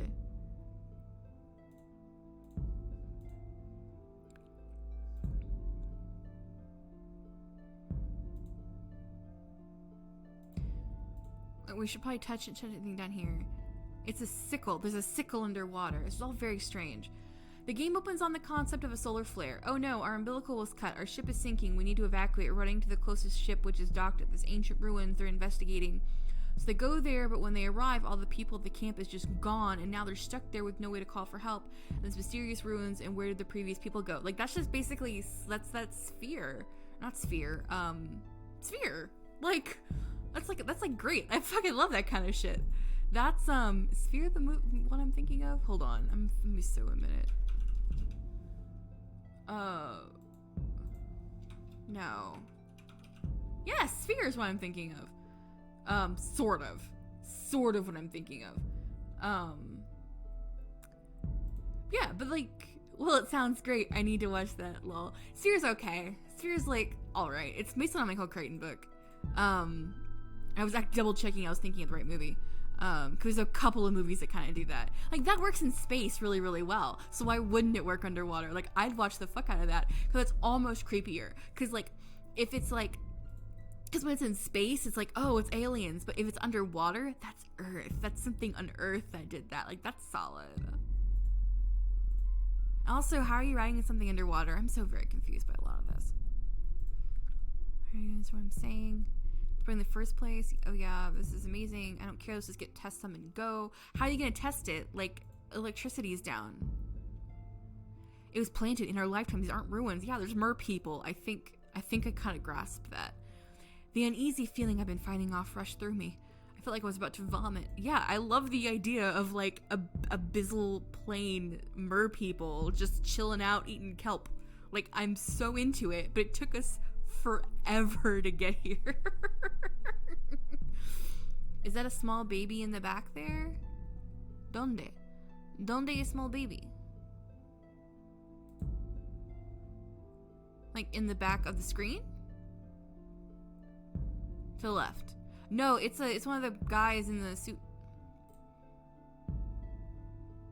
It's one of the guys in the suit, and they're like looking at the kelp farm and shit. Okay, I want to get to this. I want to get to the abyssal plain mer people, because that's where I think this is going. It's abyssal plain mer people, and I want to make sure I'm right. Okay, dead bodies, cool. Dead bodies, great. Oh, here we go. Here's some sound. Forward by the tentacle. By the tentacle. There's a tentacle apparently. Mess of goo and bodies. Daryl seems to be frozen in fear, so I push past him and grab the back of Andrew's suit. Tentacle writhes and wrenches Andrew forward, forcing him waist deep into the slime. Get it off me! I wanted abyssal plain mer people. I tried to pull Andrew backwards, even without the creature fighting me. It feels like the slime would glue him in place. The pale tentacle lets go and vanishes back into the darkness. Daryl just stares in stunned silence. Daryl! For a moment, I think this is the end, that Andrew and I are going to drown in these ruins while Daryl just watches. Then he shakes himself and rushes forward. Both grab a hold of Andrew. Feel the blade catch a few times. Run. How can you run underwater? That's not how that works. Faint. Cool. I'm gonna faint in my suit underwater. Cool. So I'm basically flipping through this because I want to see how it ends. But like this has gone off the rails. This started like really good. I was like really solid. I was like, cool, underwater ruins, solar flare, weird but okay. And then it just got weird and like not scientifically sound, and that it bugs the shit out of me. Describe what happened, and a lot happened. These buildings, blah blah blah, tentacles, kelp farms, blah.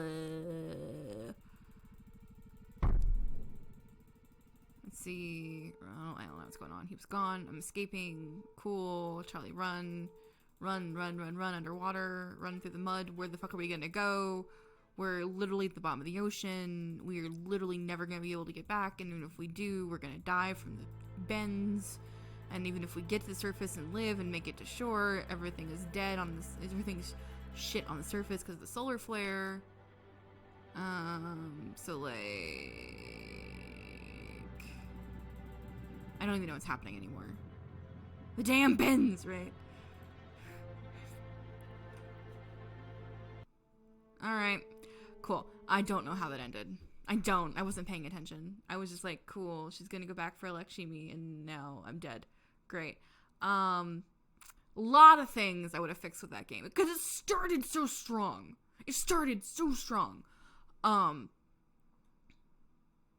Like, it started amazingly strong. I don't know. I guess they just died. I was just skipping through it. I was waiting. I wanted, like, I wanted an end, and I don't know. It started so strong, and then it just kind of like, solar flare. Okay, cool, I'm in. Then ruins. Then what? So like, yeah, I think if they had had a firmer grasp of how an underwater dive team would work, and like really like lean into the sci-fi, like lean into it, make some shit up. Like if you're gonna go hard sci-fi, go hard sci-fi. Make some shit up. Create an underwater bubble dome of some sort where it's like, oh, you can go in, and oh, look, here's the camp, and then like, yeah.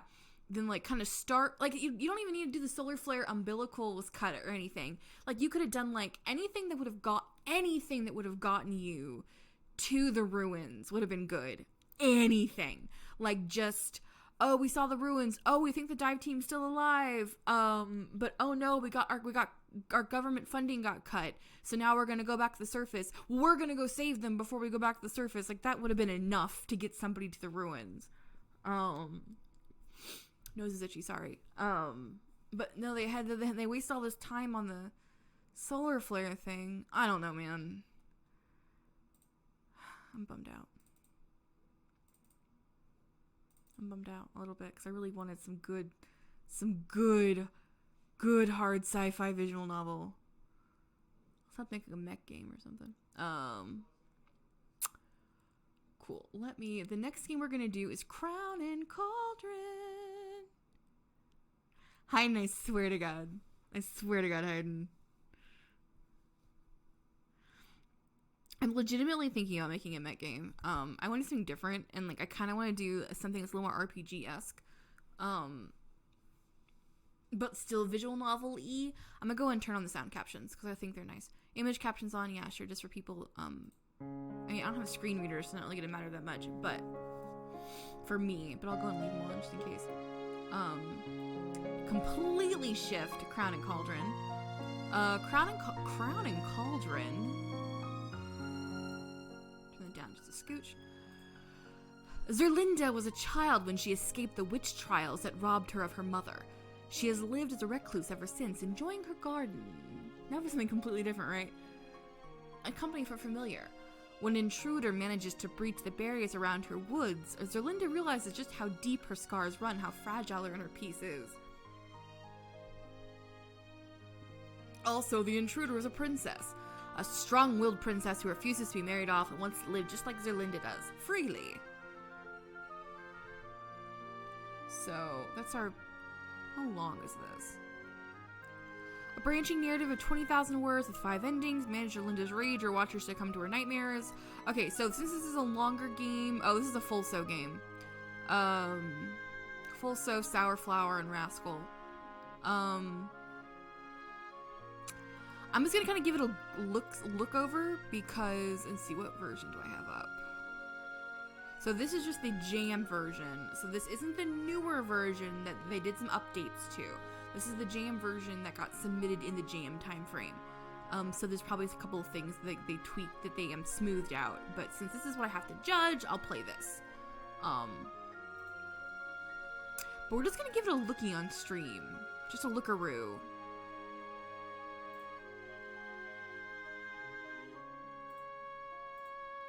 And then move on, because I'm not going to play all of it anyway, so why bother?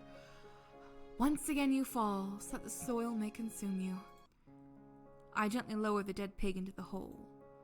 May the eternal summer welcome your spirit. I make a sweeping motion with my hand and compel the displaced soil to cover the body. was actually made a little bit difficult about, oh, welp.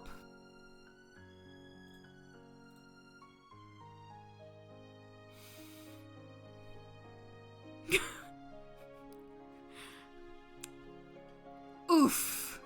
Ooch. My bones. That is unfortunate.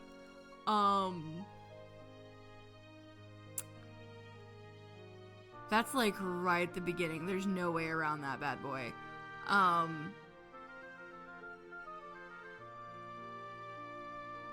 Oof. Is it, you think it's the audio descriptor? Let's find out. Let's find out. S-Effect titles. Let's take that back. I'm gonna go... Yep. Oof. Oof. Ooch. Let's look at that. Hold on. Let's see some real fast. Settings. Says effect titles. Areas ISO sound effect. RenPy notify. Yeah, here it is. The RenPy.notify sound text plus sound list. Yeah, it couldn't find the game. Sorry, I didn't mean to close. Fun fact, guys, you gotta QA your shit. So we'll just turn this off. We'll just turn this off for now. Like, I applaud having the descriptors in there, but like, you gotta QA it. Like, I applaud having the accessibility options, but you gotta QA it. Something that's been very difficult with the Spooktober Jam is like some of these things I feel like they didn't really play into the horror very much. Like it's supposed to be a Halloween spook jam, you know what I mean? So like it's, you know, some things have been, you know, Halloween themed, they've been great. But then some things are kind of like, well, it's kind of magic. It's got some stuff in it, but like the horror doesn't really play. Like this is a you know, a sapphic slice of life story with a magic twist created month for Spooktober. But it's like, okay, what makes it spook? So it's like it's a good looking game. Like, holy shit, I love all the art. I love these backgrounds. I really like these kind of like monochromatic backgrounds. I love this overlay popping up. I like the UI. Now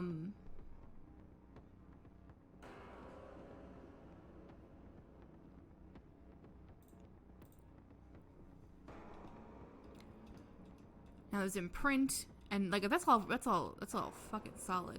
Sometimes you just got inspired and accidentally doesn't fit the jam. I say as a person who I think every single one of my jam games did not fit with a theme at all. Lol. Yeah. No, I mean, like, it's fine. It's just like it's gonna be difficult to judge because it's like part of me is like, oh, you know, if you couldn't follow the theme of the jam, do you deserve to win? You know, for me, it'll end up being a tiebreaker. Like, if there are two equally good games with equally good scores, but one followed the theme of the jam a little better than the other, then that's gonna be the case. I do that if I'm judging dog pit jams. That's what I do. It's like, oh, I judge the game itself, but then, like, if there's like a game that doesn't really feel like it fits the theme, the jam theme, I'll like be like, oh, it's the tiebreaker kind of thing. Okay, so this one we're not really reading that much. I really appreciate the little bobs and ATL here. Yeah, no. Yeah, no. It's got a lot of really cute little stuff. I like the facial expressions. Yeah, the emotional expression differences. Yeah. I love the art. She's got boobs for days, which if you're into that, that's good. I love the I like the monochromatic backgrounds a lot, actually. I feel like it's a really good shortcut to make sure that our sprites pop. I like the rage system. That's kind of cute. I'd love to see how it sort of plays out. I like the music stings. 'Tis only a badger. I would have liked for the emotional sting for the badger and then it immediately fade away. That'd be cute. Just kind of flipping through this one a little bit more. I hate this. Tis her fault. My rage will be high. So just kind of flipping through this one because it's such a long game. I know I won't be able to get through all of it anyway. Oh, see, but now they've changed the... Being afraid of fire is not easy, but I've learned to coexist with my fear, warm baths, and cooking. Okay, so this one's a little less monochromatic. Got a little more color to it. Alright, alright, alright. Alright, alright. Alright. I can dig it. Zerlinda.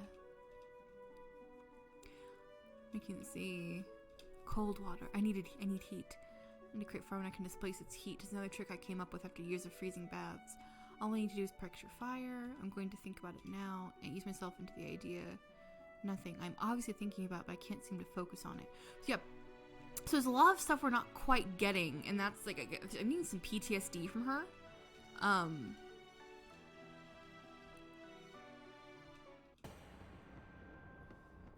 Oh, here we go. Why is water still freezing? Smoke. Burning. Screaming. Think of fire. Think of fire. Think of mother. Think... White hot pain sears my hands. When I open my palms, a string of smoke leaves them. Then a tear drops in them, a single one, because I do not cry. I can't go on like this. The routine I had painstakingly arranged for myself crumbled to dust because of that woman. I'm surprised we haven't actually met the princess yet. Yeah, me too. It's supposed to be a 20,000 word game, which isn't that long. It's like sniffly, I'm sorry. It's like it's like a medium length English game. I thought we would have met the princess already. Let's find out. Let's get to her.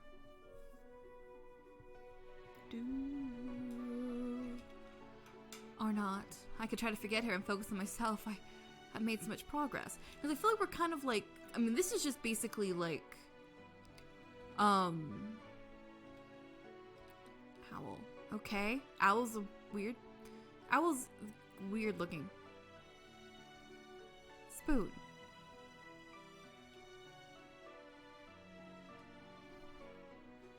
Okay, did we just like summon her owl named Spoon?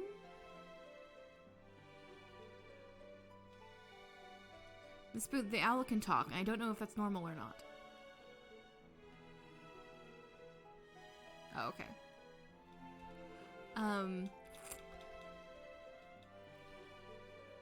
Something down. He's your familiar, I think. Yeah, I think he is too.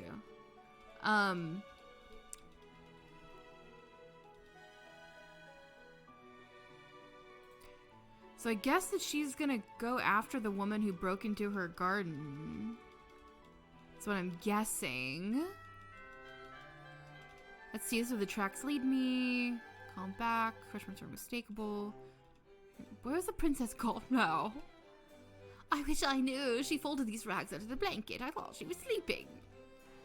But they're so filthy. Spoon. Yes. This princess that was mentioned. Does she have a portrait somewhere in the palace? Now you're really asking for the impossible. So he says, but he's a smart owl. He flies inside the hallway the maid came from. Out of the several doors, only one is open. And there you have it. My mind barely has the time to register the stained glass in the windows, the beautiful the palace is named after them. There she be! Princess Eugenie! The woman that stole all my apples and that I mistook for a beggar is depicted in full regalia with the smile of an angel. Yes, of course, I fucked that up. But, you know, that's what happens. Danger. Is the princess back? I want the princess to be back. There she is! See, I love how it says woman, but it's like, you know it's Princess Eugenie, so why would you even put woman?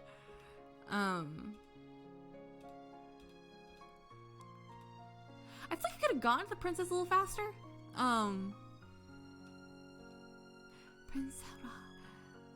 Priscilla Ra Eugenie. That's my name, yes. We're gonna move on. Like, I wanted to see what this game looked like, but I knew it wasn't gonna be like a very like fun kind of streamy game. Cause it's a slice of life. So it's super cute. I love them both. I am so glad they're gonna hook up at some point. Let's see what other things might happen. Unseen text. Let's have a looky-loo. What are some things that happen in this story? Wondrous gifts of the forest. Absolutely not.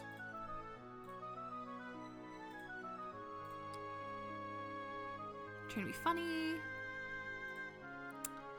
Oh, there's a lot of conversation here. That's nice. Okay, cool. I'll come back to this game later because it's a really cute game. Like, it's really cute. It's really pretty. I like the art.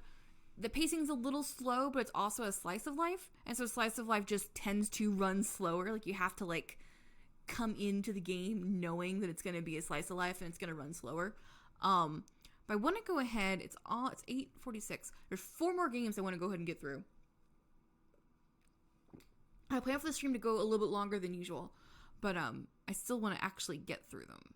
And this next one is supposed to be pretty good. It's Soft Drizzle-B track. Let me pull it up. Soft Drizzle-B track. Because we're getting into the kind of like, is this Soft Drizzle? Yeah, and it's a Unity game. Because we're getting into the games that took longer to make because they were submitted at the end of the jam period.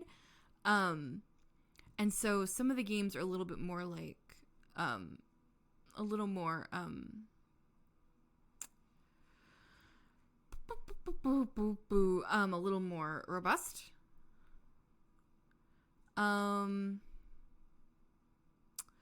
Looking, looks like there's an escape room. It's got kind of an old school style. Oh, this is cute. Come on, let's pull this up. It's got some like retro shit going on. And it's supposed to be in Windows, so let's hopefully OBS captures it properly.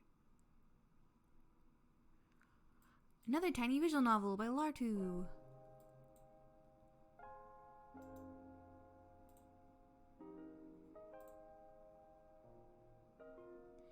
Let's see if it accepts it. This is a very small game. It's got a very low resolution. Like, this is what it looks like on screen. Okay. It's got kind of like this old school lo-fi hip hop thing going on. I know that it's got kind of an old school lo-fi hip hop thing going on. It's not moving. Yeah, I'm noticing. That's awkward. Let's see what that's about. Yeah, OBS is really weird when it comes to Unity. Like, if you keep going, it doesn't want to... Let me just do a display capture instead. And you'll get to see my dramatical murder background. Give me a sec.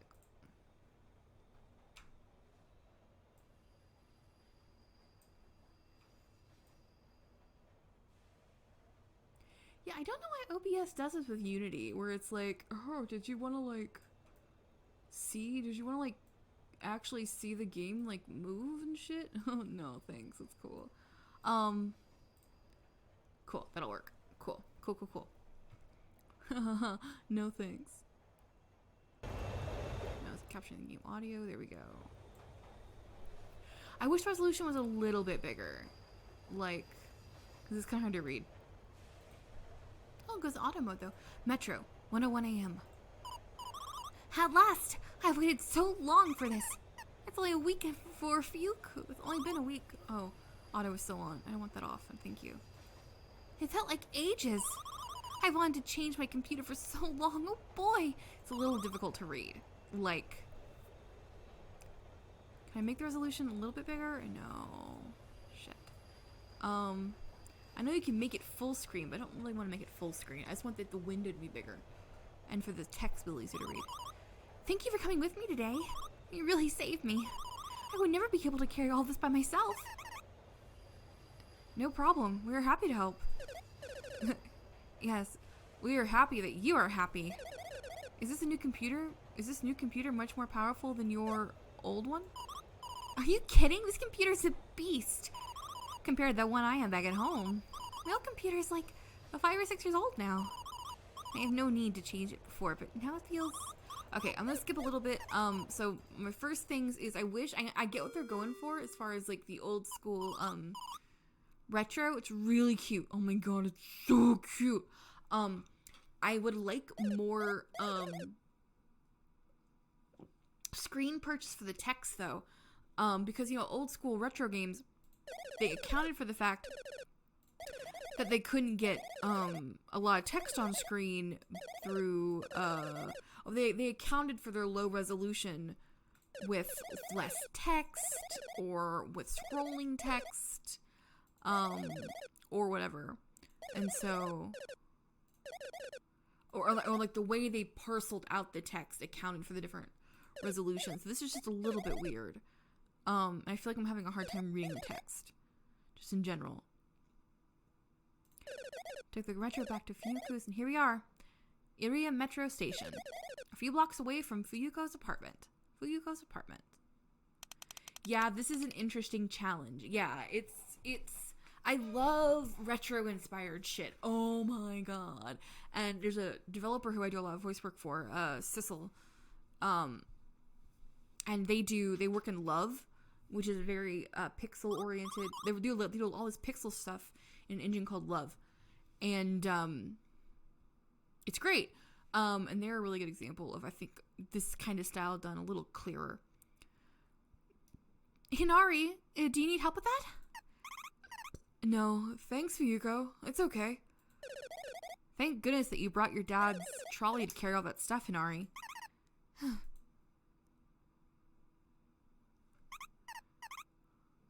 Ugh. Oh my, that was heavy. Ugh. I'm so tired. You weren't supposed to carry the trolley up the stairs like that. Okay, I'm gonna kind of flip through. It's cute. I love the sprite expressions. These are cute as hell. Cute as hell. Cute as hell. I'm waiting for the Halloween to kick in. Come on in. Like, there's supposed to be an escape room in here somewhere.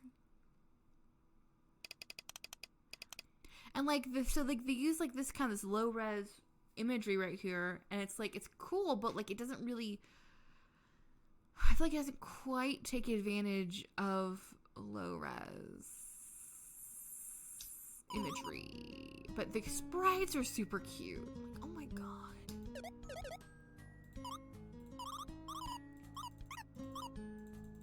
Dropping her computer off. So the computer's here, that's all good. Unplug my old computer. Okay, there's just a lot of computer stuff. So it was super cool if they could like keyboard and mouse and screen and okay, they're putting the computer together. Cool. That's cute. Spending a lot of time on this computer.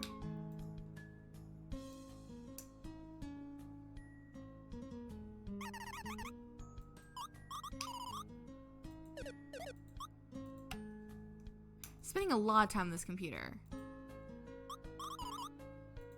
Paninis, right? We bought paninis, I forgot. Okay. Paninis. The red ram glows through the window on its side. Huh? Really? Whoa, nice! Do you like computers, Ibuki? Yes, I like them. Yes, I kinda do. My parents got me my first computer when I was like 10 years old, not 18. I don't think I'm as heavy user as Fuyuko though is. The computer's quite old now. How about you, Inari? I don't know much about computers, really. I have one just like everyone else and I use it to study and browse the internet, but that's about it. I don't even play much games anymore. Our paninis are ready. Paninis! Paninis! Adorable. Like, it's a really cute game. But like, I'm waiting for it to get to the point.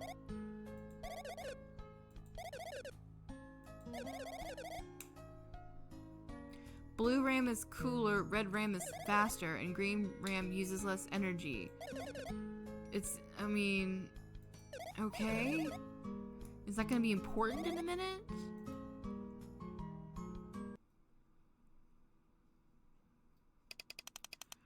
Apartment. Being quite late, girls. I should get going. Yeah, me too. Ow.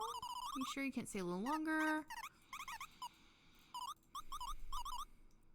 Was that a Gundam reference? I mean, I think it is. Like, it's just kind of out of nowhere. Like, it might have very well have been.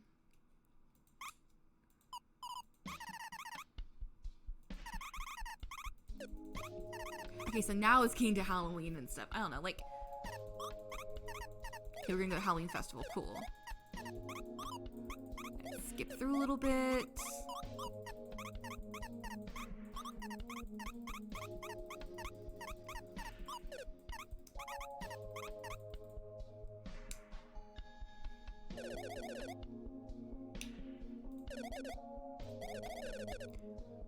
Could barely stop thinking about it. Okay, so now it's, this is another one that has kind of like this kind of weird opening where it's like, okay, get me to the point, please. So I'm thinking that a good methodology is to, like, I think if you're outlining your game, to kind of get over that sort of like, okay, what's the point? How do I get to it moment? Is like, wait, like figure out where the action starts. Like, where's the action start? Like, I'm like,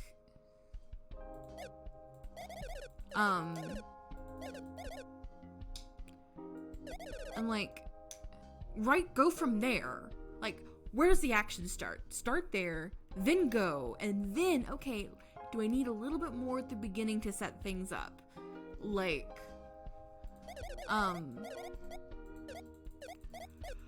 like this one, we go through all this stuff about computers, and like, here are my friends, and oh, they're like this, and I'm just like, click, click, click, click, click, click, click. Like, I think that could have been done very I think that could have been done a little more organically. Like, you could have used that long computer scene to sort of, like, introduce Ibuki and myself, like, you know, whatever their names are. Like, you could have used that to introduce Fuyuko and, the other character a little bit more. Like, what's their name? It's Fuyuko and, Hinari. Like, you could have used the computer scene to introduce Fuyuko and Hinari. Or you could have done like, oh, we're gonna go to the Halloween festival. Oh, are we gonna need costumes? Cool, you know. Honestly, I'm not really a fan of slice of life stuff, so I feel like I'm not really seeing what most people do from these soft scenes. Yeah, like, I think, like, you can do slice of life and still have action and still have, like, soft scenes, but that still do something. Like, Gekken Shoujo no Zaki-kun is one of my favorite. I think a lot of the hook is that they're cute girls, lol. I mean, yeah, but like, you can still have things happen and it still be a slice of life. Like, Gekken Shoujo, this is my example. Like, something like Gekken Shoujo no Zaki-kun. Like, Gekken Shoujo no Zaki-kun. Like, it's a slice of life, but like, there's a conflict, there's like stuff that happens, like you find out Nozaki's a shoujo mangaka, like, and you as the main character, she like goes and like helps him, like it's all like slice of life, school, but there's still these little mini conflicts and stuff, and it's still like, you know, it clips along. But there's another show, so like I guess like it just kind of depends, I guess, I don't know. Like, you can still have a central conflict and still have a central story and still have the soft scenes and the soft kind of just character building kind of things, and it still be slice of life. Like we're still talking about costumes. What the shit? Like it kind of comes down to I wrote about this for the DevTalk zine. When that comes out, you can totally read it. I wrote about this for like the DevTalk zine. It's the idea of it's a novel concept of scene sequel summary. or like every single scene in a book, every single scene in a book should move the story forward in some way, shape, or form. Like, it can be characterization, it can be scene setting, it can be whatever, but like every scene should matter. And so like if you could cut a scene and it wouldn't change the story, you didn't need that scene. And if there's something cute in that scene you want to keep, okay, then it should include something in the scene that's needed for the story to progress. You know, and if you're doing like if you're following the scene sequel summary concept, do a scene, then like everything's a scene, then there's the consequence of that scene, and then all the little pieces that string them all together. And so it's like, we're still talking about fucking costumes. Like, nothing is happening. Like, it's like nothing has happened for like 10 minutes of clicking. And I really want to like it. I'm just having a really hard time because there's just nothing happening.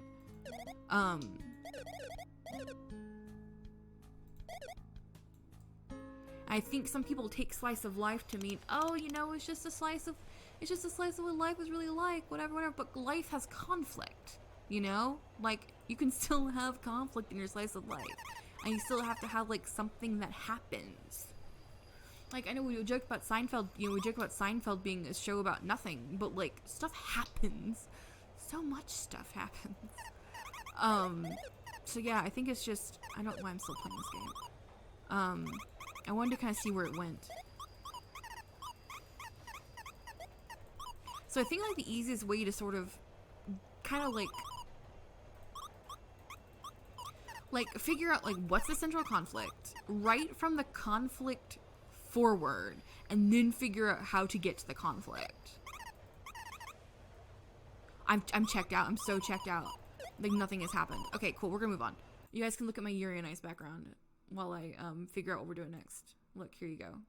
Enjoy this adorable Yuri on Ice background. There, look. It's peachy. I'll expand it so you can see more of it. Why won't you expand? Oh wait, no, that's all of it. Chris and stuff is there too. Hold on. Chris and Yuri are there too. And who is this art by? Hold on. There's Chris. And then there's Yuri Plisetsky is down in the corner somewhere. There you are. See, look. Aren't they adorable? Who is this art by? Hold on. This art is by LB. LB is the artist. You can't see it though. Hold on. Look, the computer just wants to show exactly where it's at, right? That's the artist. So go find them and you can find this art. And then I will go find the next game. Here you go. Have fun. All right, now we're done.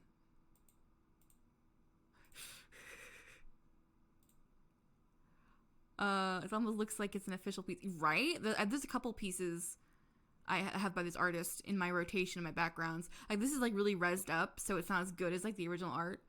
But I have a couple pieces by this artist in my rotation, in my background, my computer. My computer background is anime. My rotation of my background on my computer on my desktop is anime.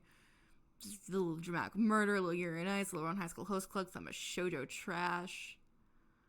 My computer in my booth that I run my voice acting off of is it's Iron Bull from Dragon Age Inquisition, because like he gives me power in my soul.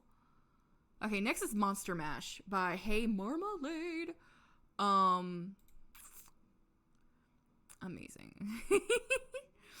No, if I'm sitting there, I'm recording, and I see, you know, I see Iron Bull Dragon Age, and he's just like, here, you're going to do well. Monster Mash, which was yeah. Well, I'm waiting for the game to load. Give me a sec. Which I had a dub from home session for anime, and like I was like, cool, now the director is gonna see my ridiculous Iron Bull background because they do screen share.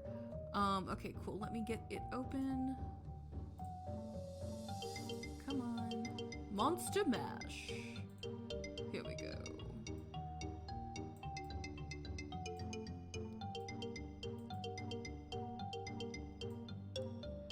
write like some kind of Spooktober jam, like post-judging, like post-mortem for judging, and be like, look, these are all the ways you people screwed up your games. Don't do it again. All right. This is Monster Mash. Warning, lots of swears in this game. There's a chill in the air on Halloween night. Spirits and demons are out and about, the darkness creeping ever closer. And even more importantly, you still can't find a date for the Halloween bash. Guess it's time to summon one. About this game, a dating simulator that focuses on romancing whoever you summon by combining items. Currently 4 different characters with 3 endings each. Will you be swept away by a famous pumpkin legend, learning your roaring 20s lingo with an old gangster? I'm already so into this. Backgrounds by Tapacat, CGs and sprites by Tapacat, writing is Tapacat and Hey Marmalade, and programming is Hey Marmalade. Yeah, this will be fun. Let's do it. What's your name, Summoner? It's finally time. It took months of planning, building on so many sketchy auctions, and reading as many basic documents as you could get your hands on, not to mention having to sew your costume together by hand. Those needles were so pointy. But you did it. You are finally ready to summon yourself a date. It sounds odd, and you can admit that, but you aren't too proud to also admit desperation has pushed you to this point. Halloween's arrived again with a chill in the air, and with it, the season of pumpkin spice, costume, and dances. Specifically, your college dance. See, you never actually ever had a date for a dance. The timing was never just right with relationships, and you only really went stag at last 6 times, and truth be told, it loses its novelty quickly after the 4th time. So despite every horror movie warning you against it, you figured that maybe since you're asking for something small, they might just take a finger or something. Either way, death by demon is more preferable than dealing with the social constructs of being the outcast again. Finding everything was surprisingly easy, especially for someone who just came up with this plan a few months ago. There was even a list of the most creepy abandoned shacks with low murder rates you could comb through in your area. So that one you could have trimmed that down a scooch. Okay, so finding an abandoned shack in the woods wasn't that easy. You forgot your phone and a flashlight, so you ended up wandering around the dark for 3 hours before you finally got here. Lucky for you, it seems like somebody has already done some work here, including making a sigil in what you hope isn't blood. Well, too late to be worried about that now. You turn over your bag and start dumping the items, hearing a barrage of different sounds. If you remember the documents correctly, you have to combine the right items to summon a creature. You focused on the spells that only seem to use 3 things, since it seemed easier. You don't actually remember what goes with what, however. Probably should have remembered your phone. But if you go back now to get your phone, you'll miss the dance, so at this point your best chance is to wing it probably. How hard can it be anyway? Oh gosh, okay.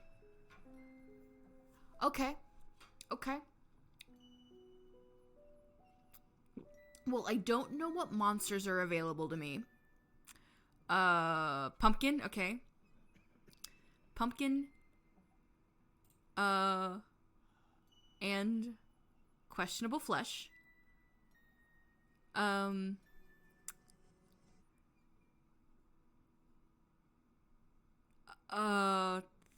Candle. Let's see what happens. You stick this here. I don't...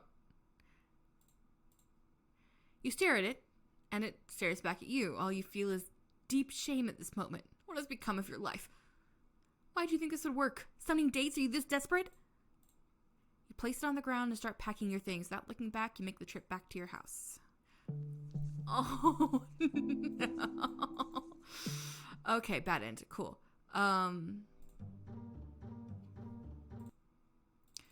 Okay, let's, okay. I'm gonna be a little bit perturbed if, this is, like, a difficult thing to figure out.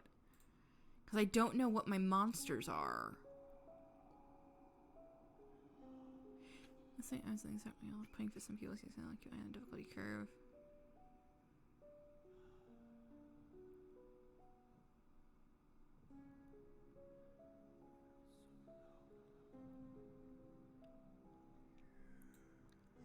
Okay, I'm double checking something.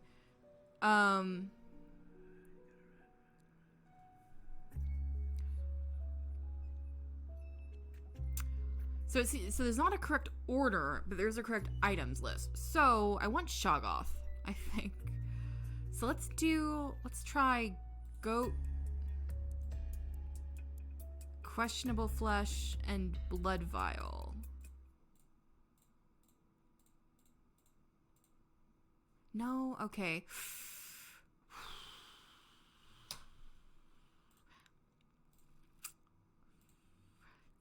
Okay, so here's the thing, guys.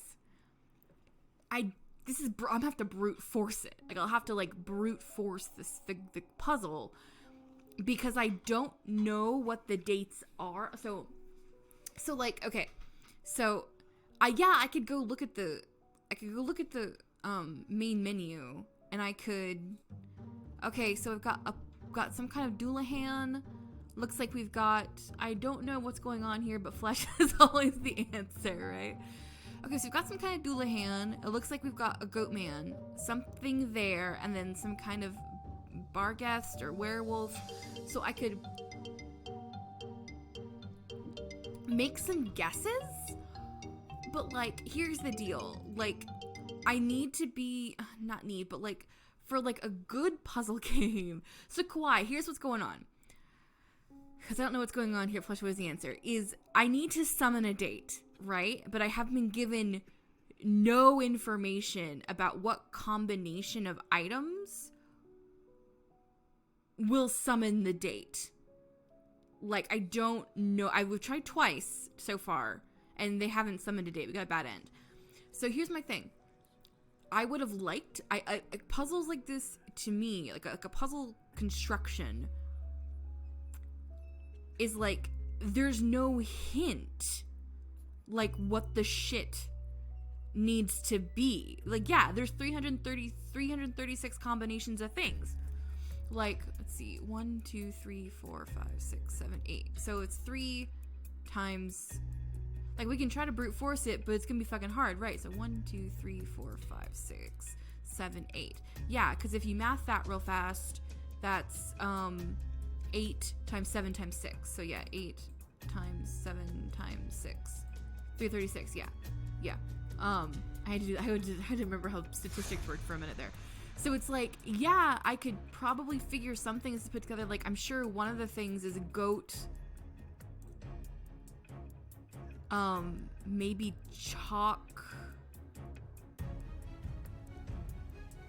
Blood vial? From the goat man? See, yeah, I don't, oh no, I'm already out. I'm so out. I'm not gonna sit here and try to figure out what the things are. Goat chalk candle would be it, you think? Let's try goat chalk candle. Let's just see. The thing is, we have no hints. That's the problem. Like, there's no hints as to, like, oh, here it goes. So, okay, we got one by fucking chance. Like, there isn't anything to indicate, oh, this is what needs to be done. Like, goat chalk candle, okay, well, what the fuck does that mean? Like, I was like,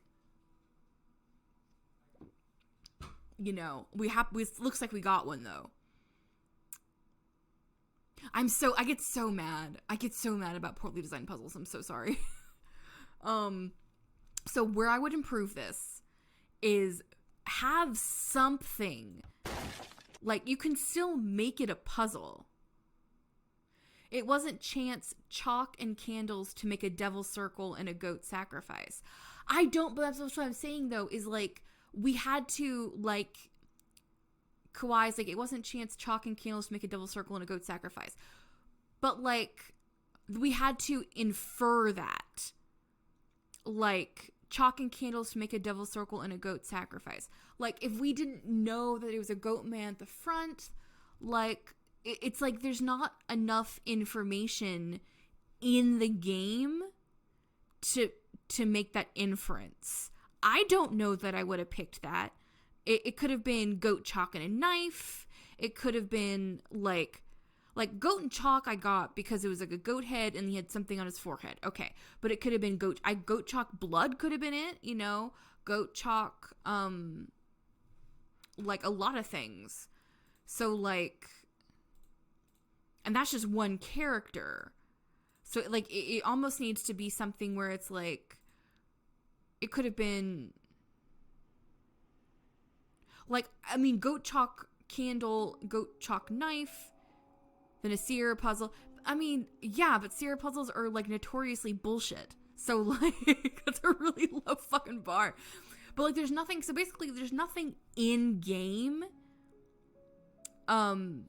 Like knife with the pumpkin could work, but I don't know what like the third thing for that would be.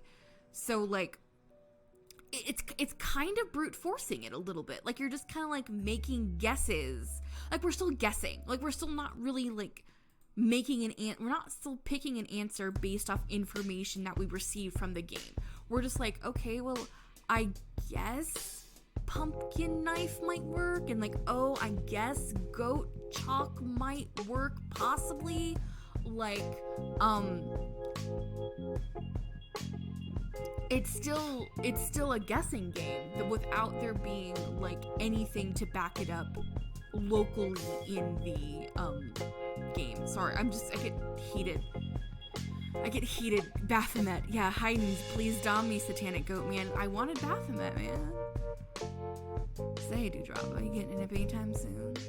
Dewdropper is there an old gangster here? It's Baphomet. You couldn't keep the confusion off you even if you tried, and judging by the irritated sigh above you, it was pretty notable. I think this comes down to preference, your level of masochism, and I have very specific. I'm bad, honestly, because I have played so many adventure games just in my day. I realize I'm unpopular, but I like super dumb, obscure puzzles like this.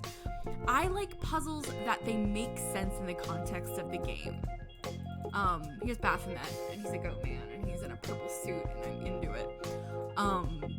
Wow. Whew. You're Baphomet.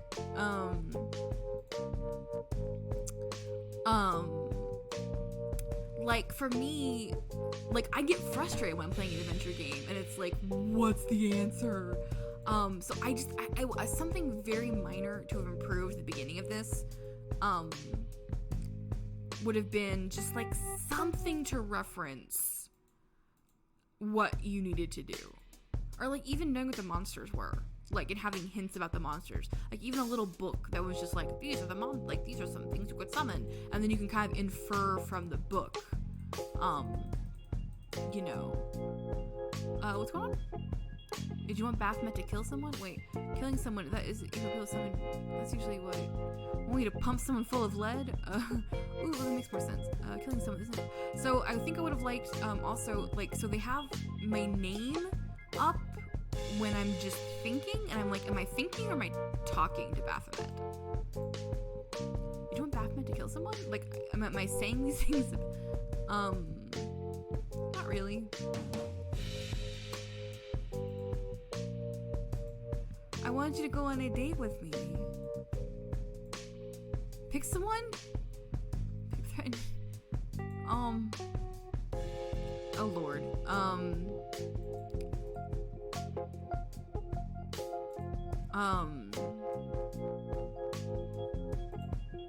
Wait a minute, that's not how you summoned him, eh?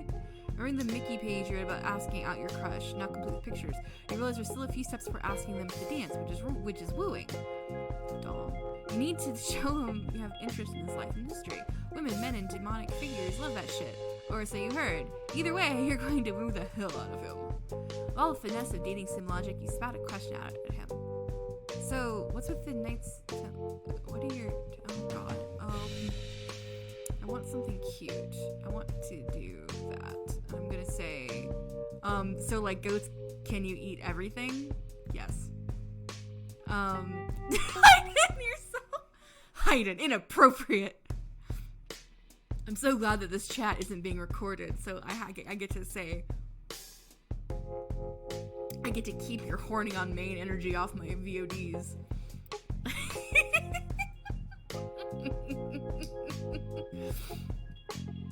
Palooka. He's calling me a palooka.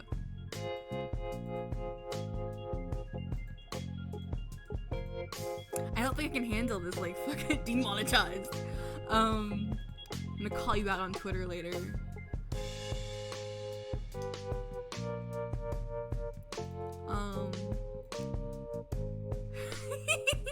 So far, Beth and Parade, the patience are your questions. Go all in time for the compliment. My Baphomet will probably, can I call you Goat Daddy? There you go, Hayden. That one's for you.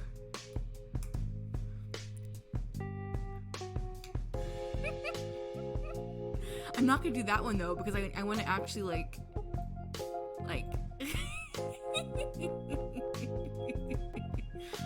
hold on. Actually, I could just like screen cap this, but it's funnier if I do it out of context. So that's gonna be for later. I'm gonna haunt you with that. I'm gonna do the first one though, because it's kind of cute.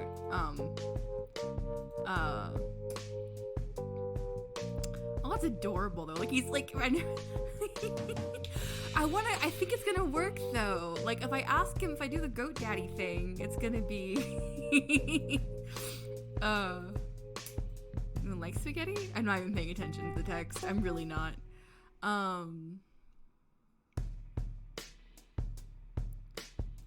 Let's see. No, it'd be terrible. Damn it. Okay,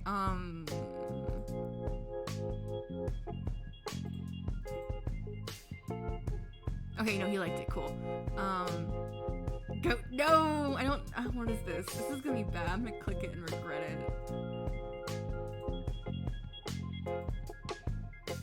I'm clicking this kawaii. I'm gonna regret it and I can feel it in my bones. Oh, okay, that's not nearly as bad as it could have been. Thank you. You don't know what it is. It redirected to some kind of cannabis growing in Canada thing, so I don't know. It's fine. Just don't enter your credit card. To ask them for a date in the concept of gravity situation, just put yourself into it. This goat man is getting me. This freaking gangster, like, talk is, like, killing me right now. Because, like, I can't even, like, hear it in my head. I want to make out with the goat, though. Like, that would be funny as fuck to me. Kill kid, bye. Oh, no. You didn't go to the dance with me. I wanted to go to the dance. I wanted to go to the dance with Baphomet. Okay, hold on. Let's see if we can get his bad ending real fast. Or his good ending real fast. Okay, so... No, I want to load. Okay, so we got Baphomet.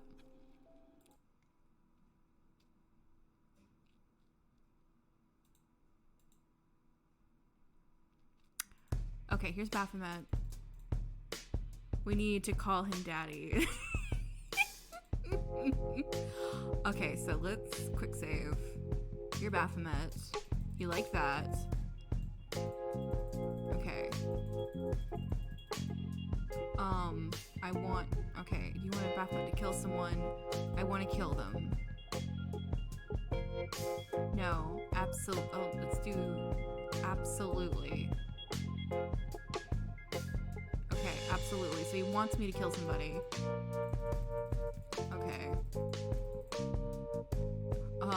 I think I might have insulted him with the goat thing. So let me just... Okay, you like the tattoo question.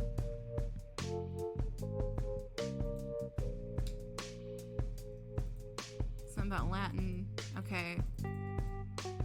Okay, compliment. Let's see, there really is bee's knees. Okay, cool, that's cute. That one worked. You back up. I'm not gonna call him Goat Daddy Hayden. Because the blush is super cute. We're so ridiculous. I cannot believe we're in this fucking Satan. Okay, it's not Satan, Baphomet. Goat Daddy.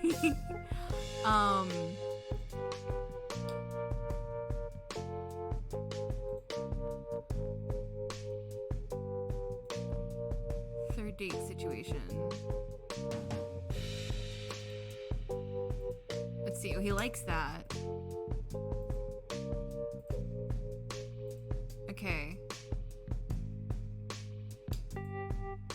forward to it. You know what? Yeah. Yes! We did it. We did it. We got Baphomet to go to us with a dance. Hell yes. Okay, Baphomet's gonna go to our college dance with us. I think we're gonna have to kill somebody there. I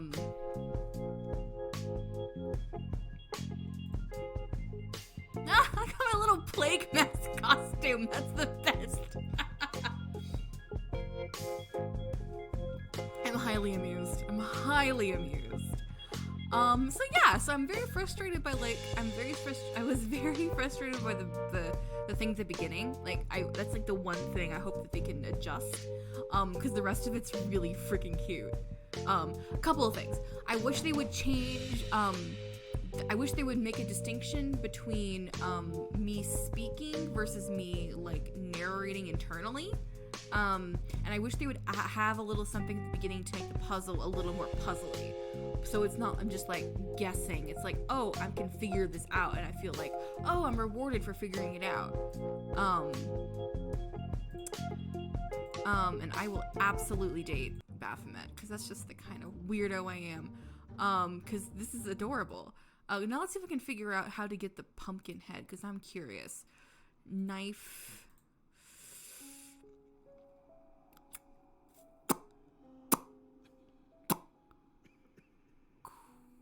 Questionable flesh? Blood vial? Let's do flesh and see if we can get the pumpkin head. Dual hand. Nope. Okay, pumpkin blood vial. Nope. Okay.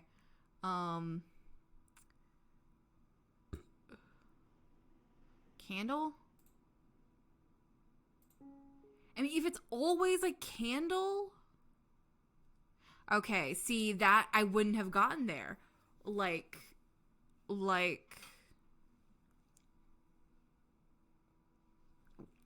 It makes sense now, after, like, they all come together, but, like... My brain didn't think of it until you guys were like, candle. And I was like, oh, okay, maybe candle. Now, if it was a candle... This will make... See, that's the thing. They make sense, like, after the fact. Because we know there's a pumpkin head creature. But, like, what if you didn't see that on the title screen? What if you didn't, like, you know, what if you didn't catch who all the monsters were? What if you didn't interpret the main screen correctly? Okay, so we got Pumpkinhead. Who is she? She's like a dual hand or... Oh, okay. Yeah. That is a, I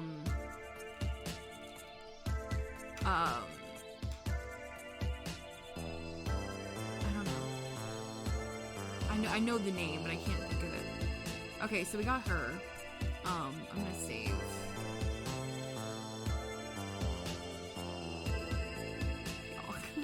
Okay, but now I want to see if I can figure out the other ones. Okay, so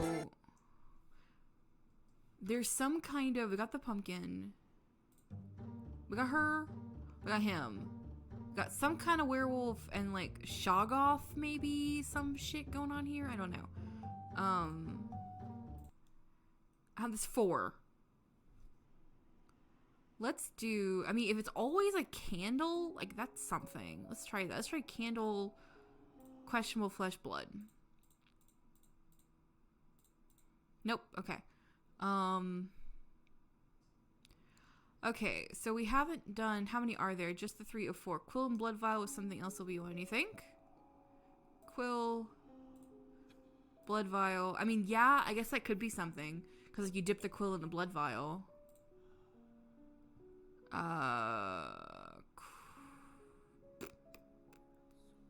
Questionable flesh? Oh, Lord. Okay, Necronomicon. Okay. No, it's flesh.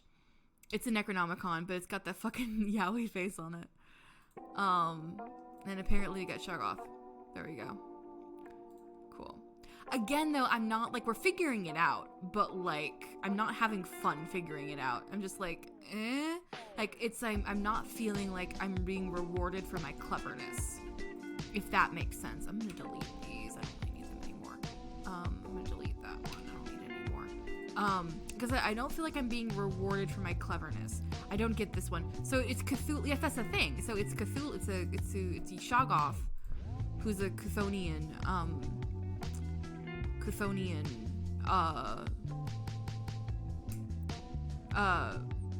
Character, yeah. So you're taking the quill, you're dipping the blood, and you're writing on the flesh, because the Necronomicon is made of flesh. It's not, again, it's weird. Like, if you wouldn't, it's not, I still stand by I don't think these puzzles are completely and totally well done. Okay, so we've done pumpkin knife, we've used everything. Like, we've used all of these things. So there's one more monster who is this guy. Who's like this guy, and I don't know what he is. Like, even on the main page, he's like secretly hidden or something.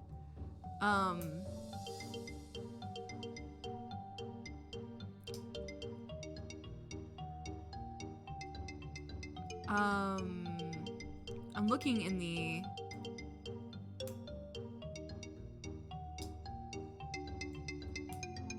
There's a walkthrough. I want to find out what they are. I think there's a walkthrough. Hold on. PC.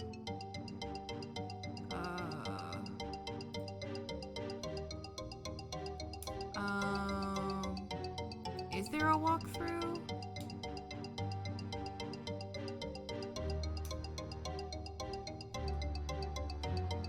Yeah, I'm reading the comments. They're talking about adding drag and drop and stuff. And that would be cute. So yeah, so the things that I would change about this one is more hints about how to get each monster, so that it feels like you're beating a puzzle, not forcing it. And you get that kind of feeling of, yeah, I figured it out, I'm super smart. And then I would like them to change how the text box is presented, in that there's no distinction between, like, there's no distinction. Yeah, I got a book, it'd be cute. And like, there's no distinction between internal monologue versus dialogue. So I don't know if I'm talking or if I'm thinking. So like, they need to make that change in the text box. Everything else is really cute though. Like, that's the thing. Like, it's really cute. Like, it's cute as fuck. Like, the writing is really cute. The art's really cute. I like the concept. It's just little minor things that need to be fixed. I would, in theory, fix. And I'll just have to, like, maybe if the developers see this later, they will take my ideas. It's okay, have them. Last game, we're gonna do 2 more games. Oh my god, it's already 9:30. Shoot. We're gonna do 2 more games. I spent more time on that one than I thought I was going to. Fishy, and then Hedonistic. So let's look at Fishy. Fishy is a Renpie game, and I keep clicking the wrong thing. Ooh, they didn't archive their game. I can see all their code. Archive your game unless you want me to see it, friends. Because I will go look if I see something I like. Oh, this is cute. This is a cute title screen. This is cute. I like this. So I'm not sure what to expect from this. It doesn't immediately read like a horror game. So we'll see what we see. How long have we been going? 2.5 hours? Shit. Naked code. It's all there for me to see. Here, Fishy. You didn't want to go to the aquarium. You don't like aquariums. They freak you out. But it's Monica's birthday and everyone else is going, and besides, it's all in your head. Right? A story about friends, enemies, acceptance, and the monsters waiting for us in the deep blue void. 15 to 30 minute story. I don't want to go through all of it. 583 unique hand-drawn sea animals. Damn. Original soundtrack, sharks, a hyperactive zoomer, sparkling water, 4 unique fish monsters. Please note this game contains the following: psychological horror, body horror, loud noises. Just so y'all know. Shoop Shooparoo. Let's see how this goes. This one may be a quick flip because I think it's got a slightly longer story. I don't know. Let's see. The ocean has never been your thing. These are sharp things that you can. There are sharp things that you can step on, and colorful things that inject poison into you. When you touch them, and large things that are faster and stronger than you. And the worst part, they're all alive, and they're hungry. Mom, I'm out of sparkling water. You turn to look at the instigator of your distress, Monica. It's her 14th birthday. Last year for her birthday, Monica's parents rented the local theme park for a whole day. The entire class had gone. You'd gotten to ride the big kid rides for the first time. Everyone talked about it for the rest of the year. As the date approached again, the talk started to shift. What would Monica do for her birthday this year? You recall the sinking feeling in your stomach when you found out. You're invited to Monica's 14th birthday overnight marine adventure. Spend an evening at the aquarium exploring the exhibits before tucking into your sleeping bag for a night under the sea. Mom, the sparkling water is cherry flavored. Gross. Typical Monica. Your classmates swarm the lobby excitedly, stepping over sleeping bags and toothbrushes that no one has any intention of using. An aquarium employee is going student to student handing out ID badges. You stand alone. Where's Misha? Why isn't she here yet? I'm going to flip through. Because I kind of want to see where it lands. She has a prosthetic. How nice. Well, not nice. Like, it's a shitty situation to be in. But, you know, rep. Love the art. Love the characters. Love the premise of horror at an aquarium. That's very neat. That's very new and very different. And I'm already into it.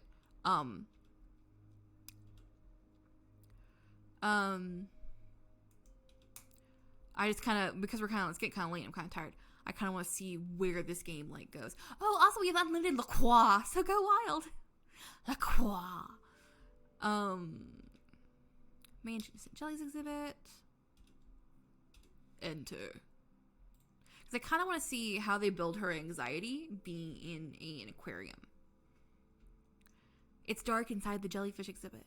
You catch glimpses of the faces of your classmates, illuminated by the glow of the tanks. You walk along the black velvet floors, keeping to the back of the group. You don't know these people very well, but they all seem to be best friends, plus it's dark. You bump into a large shape in front of you. What's wrong, Kawaii?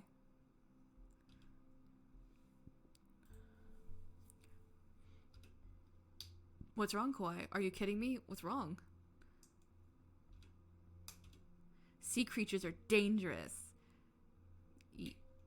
How could there be not be anxiety? Just look at a whale. I mean, yeah, no, I'm not. You're not wrong. Oh my god, like you go to the Georgia Aquarium in Atlanta. They have these whale sharks in this like tank, and oh my god, like you walk up to it and you look up and you're just like, shit. There's like a meter of glass between me and a whale shark, and it's just like. Whoa.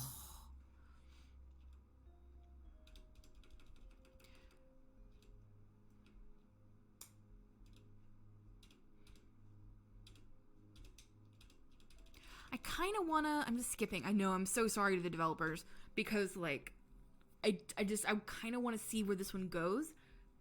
I feel like there's going to be a lot of lead up.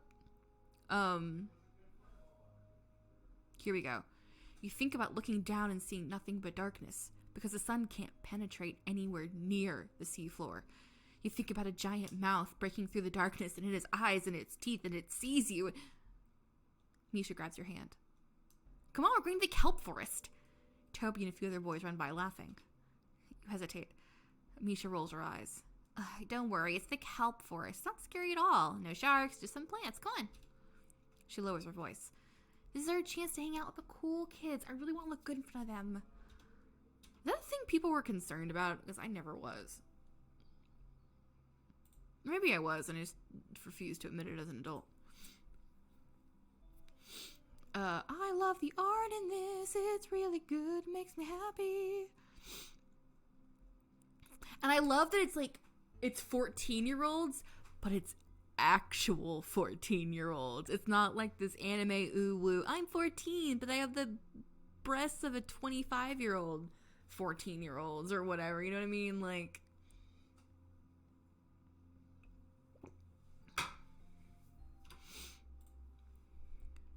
Like, they look 14.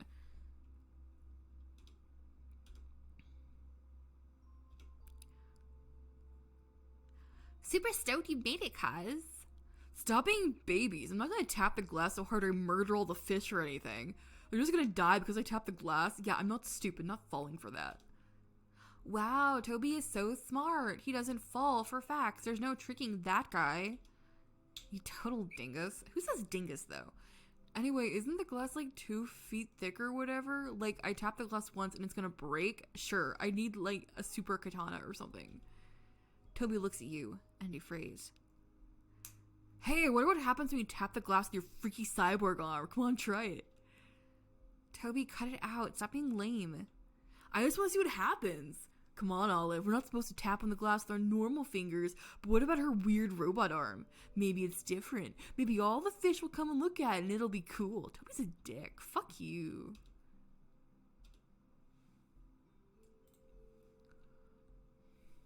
I'm gonna tap the tank with my prosthetic. Because Toby's a dick and I give in to peer pressure. Just for the prosthetic arm, tap the glass. It cracks. You fall backwards. Well, I wish I got that on video. It cracked! Olive, what do you mean? The glass cracked when I touched it. Tap his face with your weird metallic fist. It's clear, no cracks. See, I wonder if there was something good. Something good? I think something that would have been really good there is like she taps the glass and like there's actually like the visual of it cracking. But then it's like, it does like a little...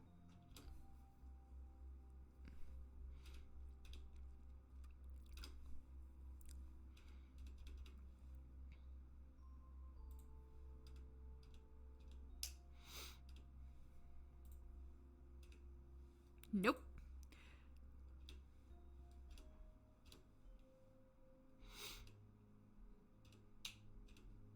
Reach into the tank. Slowly, you lower your hand into the tank. Why are you doing this anyway? Because Misha told you to? Why do you do everything Misha tells you to do? Is she even still here? You can't hear her. Actually, you can't really hear anything. Your hand touches the water. It's cold. Lower into the tank, into the sand. What were you reaching for again? Coral? When all you see is sand ebbing gently in the water, specks float upwards and stick to your hand. Lower. And you know, you swear the tank didn't look this deep. The sand is ebbing less gently now. In fact, it's swirling. You can't see your hand. The water is suddenly murky. It's up to your elbow now. The sand churns like something underneath is rising up. You move to pull your hand out of the tank, but something grabs you and pulls you back in. Terror rises in your chest. You could barely breathe. You yell, but no one seems to hear you. You brace your body against the tank and pull upwards. It fights you. It's pulling you in deeper, deeper. Pull your entire weight against the tank. You feel a release. Suddenly, you're standing next to the tank, surrounded by your lively classmates. Some of them are staring at you, giggling and pointing. You look at the tank. The water is clear and only a few inches deep. The sea slug continues its slow journey across the rock. I really...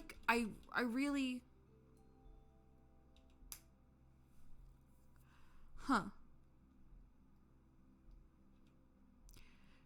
So this is interesting because it's kind of hard to tell if she's freaking out or if there's something actually after her. And I think that's really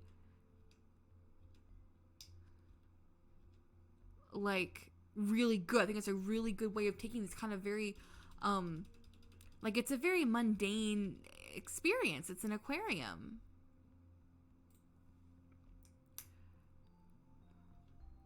And so I think that's a really good way of oof.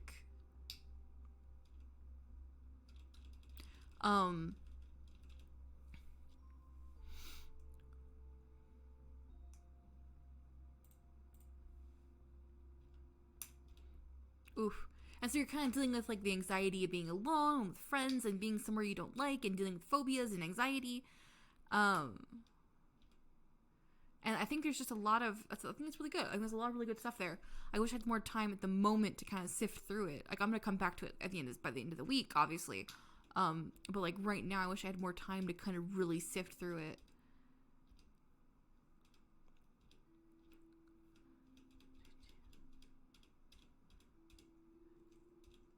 haunted. Fish again. You try to focus on one fish and follow it all the way around the room. You keep losing it in the swarm of other identical fish, which shimmer in silver in the light. Your neck's beginning to hurt looking up. And your head hurts as well. There's quite a lot of water above you. How thick was the glass again? The headache is getting stronger, but you can't stop looking, can't stop staring at the fish. You're beginning to feel a little motion sick. You're sitting, but it hasn't helped you catch your breath. Okay, here we go. Are you that out of shape? You wonder what happens if you throw up in an aquarium. Maybe you go to jail. Fish jail. Oh, Lord. Okay, hey, Anna and Anna's friends. We're playing a game called Fishy, which is wherein you are, you're in an aquarium and you have, like, anxiety about being in an aquarium. And so it's kind of going through these, like, all these anxieties about being in this aquarium with all these fish and stuff. So it's a little slow, but these fish have eyes, and that's very, very frightening. And this is probably way slower than what y'all were just doing, so I have no idea what you were doing. But we were about to go to fish jail. Upset them. And now they're dying and they're going to take you with them. Oh, yeah. We need to play Monster Camp this Friday. That's the plan. That's my plan. That's actually why I am flipping through all the Spooktober games, is because I want to get to Monster Camp on Friday.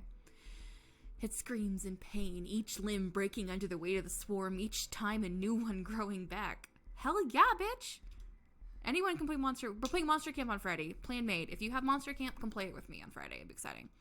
And they all have eyes, and they're all staring at you. The swarm screeches and bends and reforms into an enormous ball, and then a hole opens in the middle. The game we just played was about, like, you had to summon a monster, and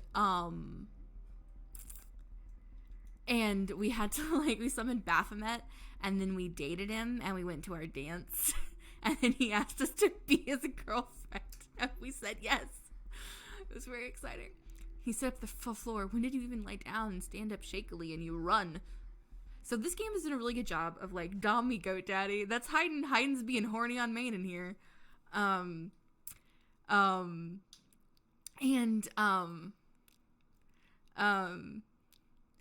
has done a really good job of, like, sort of combining this mundane. Also see you guys on Wednesday for Jackbox. Yeah, in theory, I don't think I have a meeting on Wednesday. So I should be there. So as long as my voice doesn't give out, which is how almost happened last week. Bitch, yeah.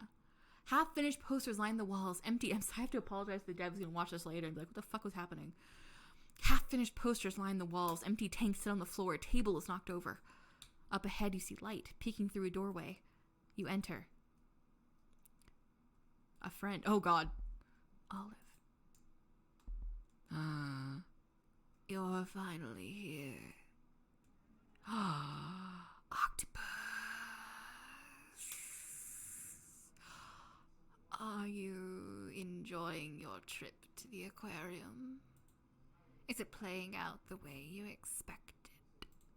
What did you expect, anyway? Did you expect to have a nice time with your friends, making memories, learning about the natural world, growing as human beings? Maybe you anticipated some of it. Toby's crudeness, Monica's arrogance, Misha's neglect. But maybe you're hopeful that in the end, despite everything, it would be okay. You broken, desperate idiot. The vast ocean in its infinite complexities doesn't even acknowledge your existence. 100 million miles of sea, a void, and you, a lone guppy. Come closer. This is the part where it gets better, right? This is the part where your friends run in and save you. They say they've been looking for you this whole time. They say they're sorry for leaving you alone. You feel comforted. You feel safe. You feel accepted. It's an octopus, so I'm already terrified because like they will like come out of the tank and they will attack my face. That's what happens next, right? They'll be here any second. I think I hear them now. My mistake. Must have been a stray Roomba. Your classmates are enjoying their night. They are enjoying each other's company. They are making memories. They are learning about the natural world. They are growing as human beings. And they do not miss you. They haven't even noticed you're gone. You came here to prove yourself. And, little Guppy, what did you prove? You proved that you were right about your classmates. That voice in your head, the one that you could never quite silence. The one that says they're better off without you. Did you really want to believe they were your friends? Or did a tiny, bitter, angry part of you, the part that has been hurt, want to find justification for your anger, for your fear, for your pain? When you needed help, no one came, and here you are, alone. So congratulations, little Guppy. You were right. What now, Olive?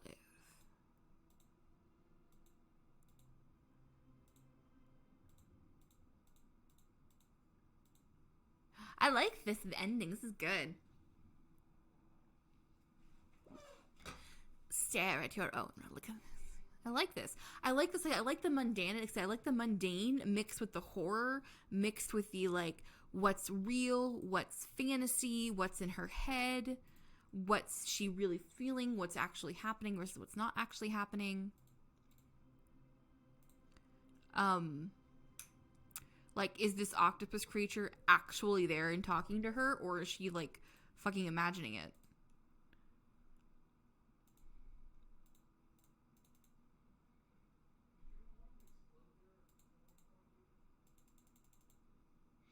Back at the kelp forest.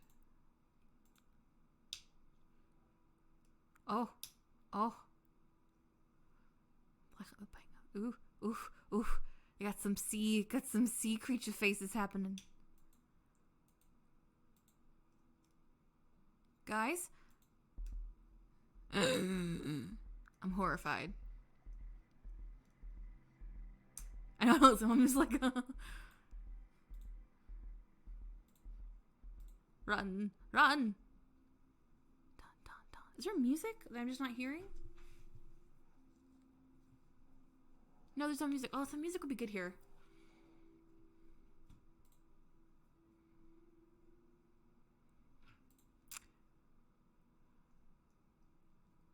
And here the secret is float.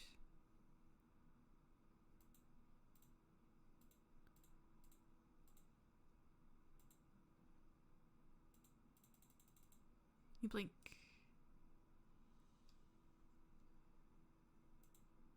In front of you swims a giant lemon shark with a prosthetic fin. Its skin shimmers under the filtered rays of light. Just as it's about to swim out of sight, it turns. It does a few passes in front of you, lingering. You get the impression that it sees you. Hey there, friend. It flips its tail a little. It's not as scary as you thought it would be. I mean, it's huge, but it's just swimming. It's kind of peaceful, actually.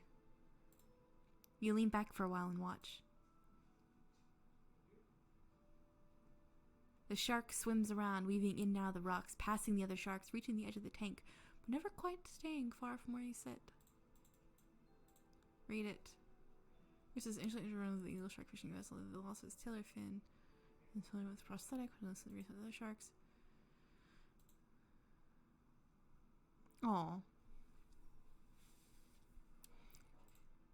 Oh. This is kind of nice. This is nice. I like this.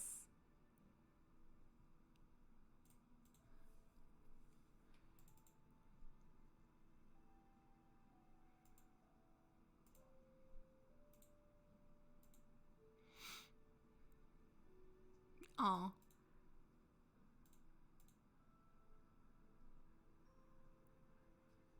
was the rest Toby. That's kind of cute. Like, this is cute. This is a nice, cute ending. Like, oh, wait a minute. Oh, a siren's going on outside. This is super cute. Like, this is a really cute game. Like, really fucking cute. Like, I'm definitely adding this to my list of, like, to tell games to, like, people to play.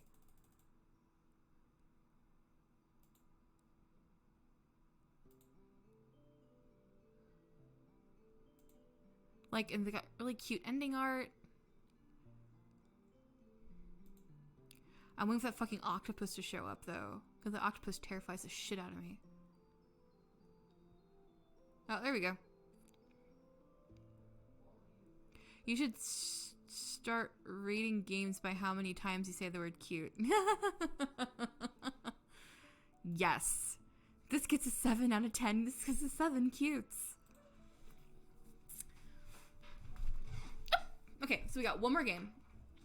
And we're going to flip through real fast because it's like 10 o'clock and I'm tired. But I want to make sure every game gets played a little bit. Adorbs. Last game is Hedonistic. Let's see. Last game, 10 o'clock, last game. I'm tired. So we're marathoning. Last game, Hedonistic, a game of morals and guilt. You work for a modeling company called Our Hush, and you work with the amazing photographer named Hisao Yori. You've been working with him for 3 years, and you had fell in love with him ever since the moment you guys have met. He was so sweet to you and such a free spirit. One day, you muddled up the courage to confess your love to him on a date. It happens. Not intended for this lighthearted, and it's only for mature audiences. Viewer discretion is advised. All right, cool. About morals and guilt, something later on, he shows you secret photograph collection to the basement of the horrific discovery. He murders women and makes terrifying art using every single part of the body. Cool. So we're gonna see how this kicks off. Because I don't know how much of that I can handle right now. It's got live 2D though, so that's something.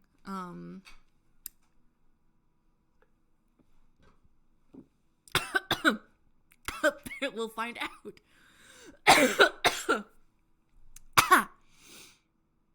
How Ibihime work and make it work. I choked my water.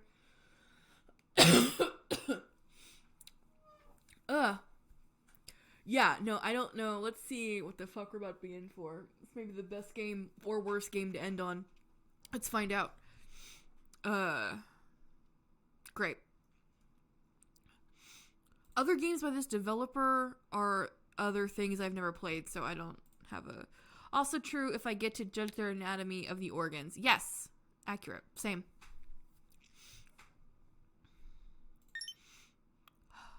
Chapter 1.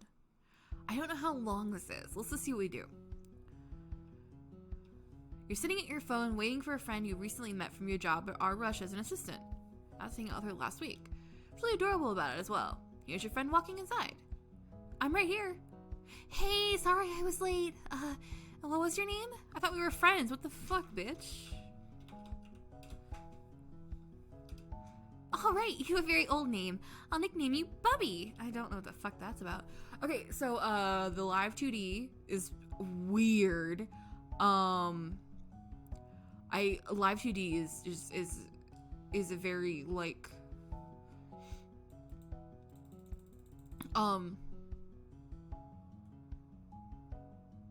ooh, that's weird.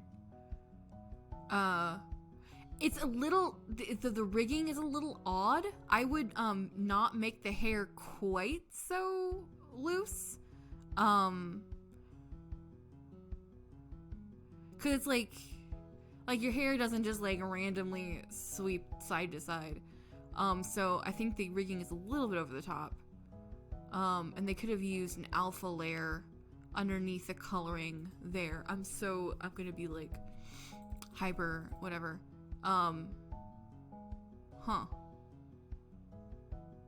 Okay. Yeah, like minor thing. Like it's a little bit much. I think they could have pulled back a little bit. Are you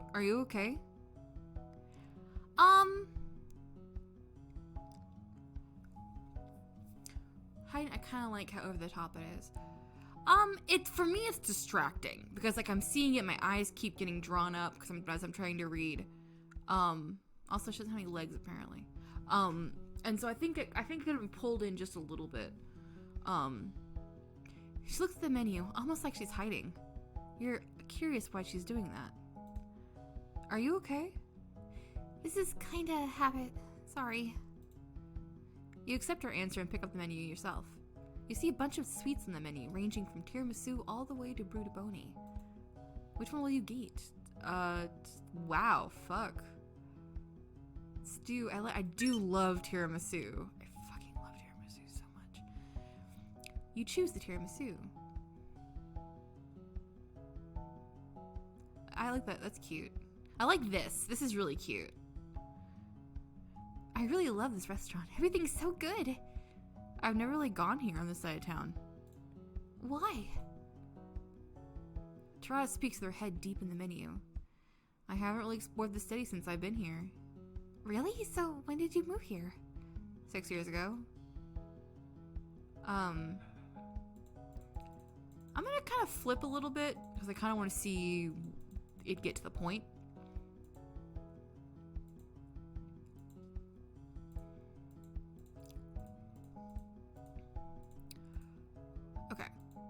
Okay, I'm asking. Okay, I'm going out. I'm asking the dude out. Okay, God.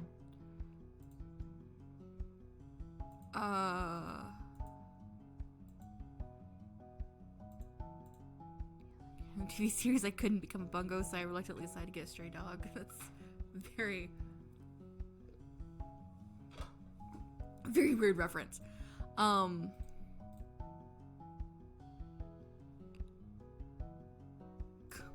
Such a weird reference. Bungo stray dog reference.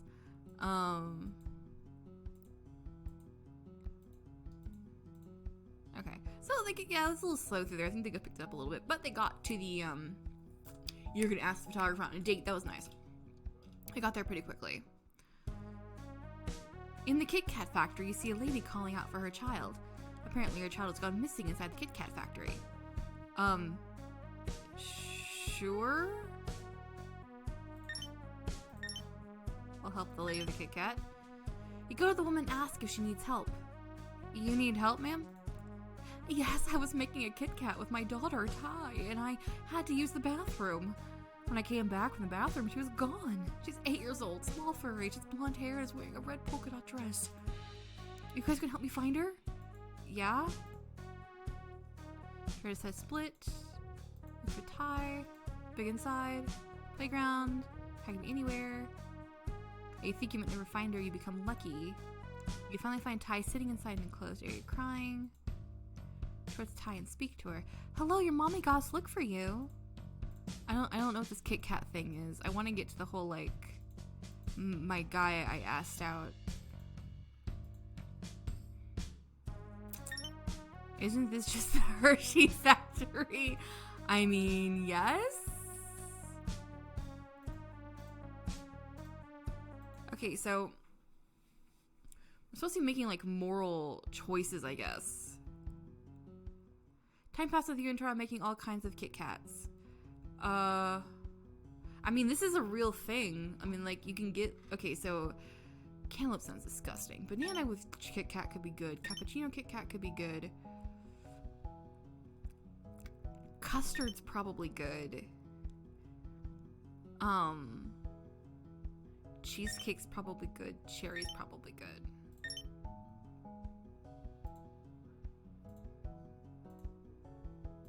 Chocolate a lot. Okay, here's...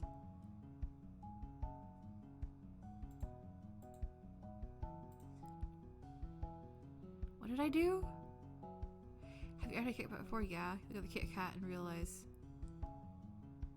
Tara stares at you, sees you eat the Kit Kat in such a forbidden way. Oh, because you're doing the, like... I eat a cantaloupe Kit Kat. I mean, it's the combining with the chocolate that I'm not so sure of. Like, I'm trying to think how cantaloupe and chocolate would taste. And I don't know if that would be good or not. Like, if it was in different... Like, if it was, like, just cantaloupe and cream or something, then maybe. Okay, so...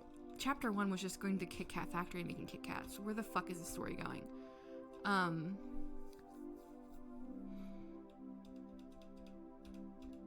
I might eat white. Son. There's this whole Japanese thing. I don't care. This is too much, y'all. I'm dying a little bit.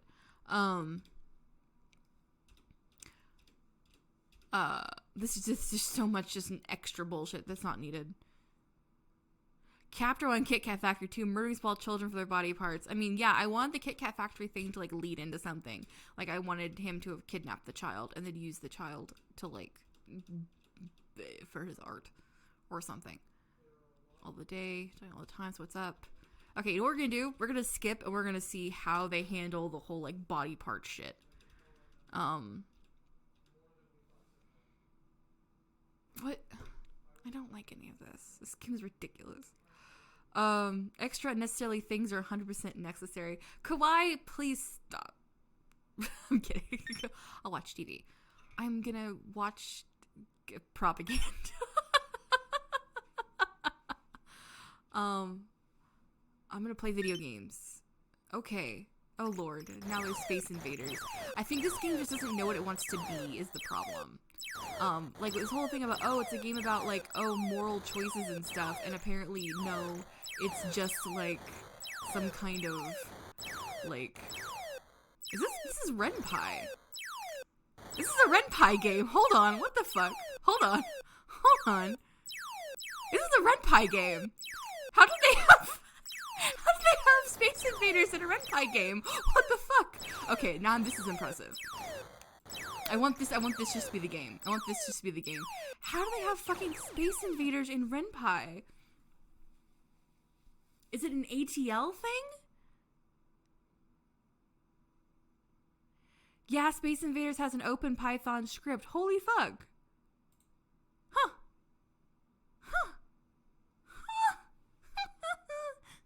You know that mech game I was talking about, Hayden?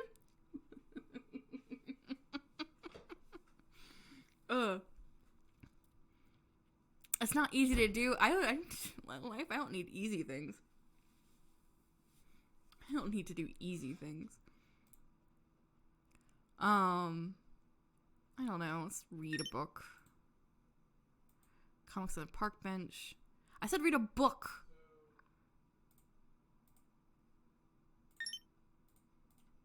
Not read comics. I wanted to read a book. Okay, this is a bizarre ass game, y'all. It's like, okay, we're gonna go Kit Kat Factory, and now we're gonna ask out our coworker, and now we're gonna spend a week playing just random shit during the day, like doing with the fuck time management stuff, and now we're gonna go on a date, and we're gonna go at noon on a Saturday. I guess chapter 3 just didn't happen. I don't know.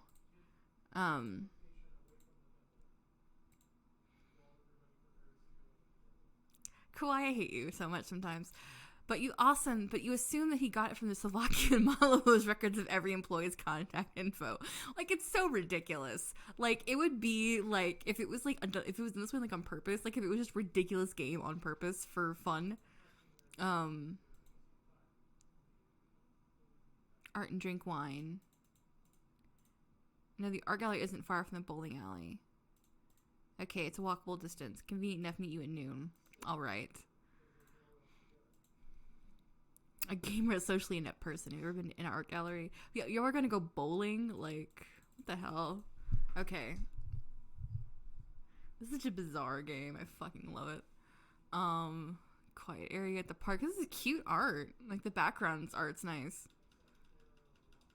Sprite art's a little strange.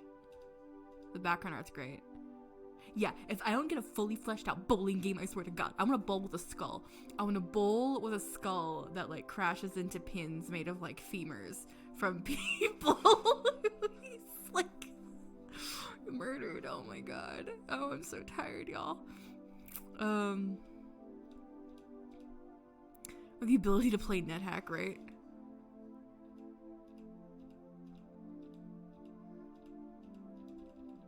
I'm not reading any of this. I'm not absorbing anything. Hisao is just like, color red, passionate color. What would be your favorite color? Then you're not gonna ask me what my favorite color is? I dyed my hair pink. Sigh to me. I just couldn't sit here and not be myself. You agree, right? Well, I'm glad you agree and you believe in being yourself. I'm hoping I'm myself right now. I'm observing this guy's live 2D jacket. It's rad. Like, it's just like, here's my jacket. Flap, flap, flap, flap, flap, flap, flap. Flap, flap, flap, flap, flap. Can you imagine, like, if you're just, like, walking around in your jacket, which is always, like... I'm just imagining someone off screen with a giant fan. Exactly. Excellent work. Excellent work, y'all.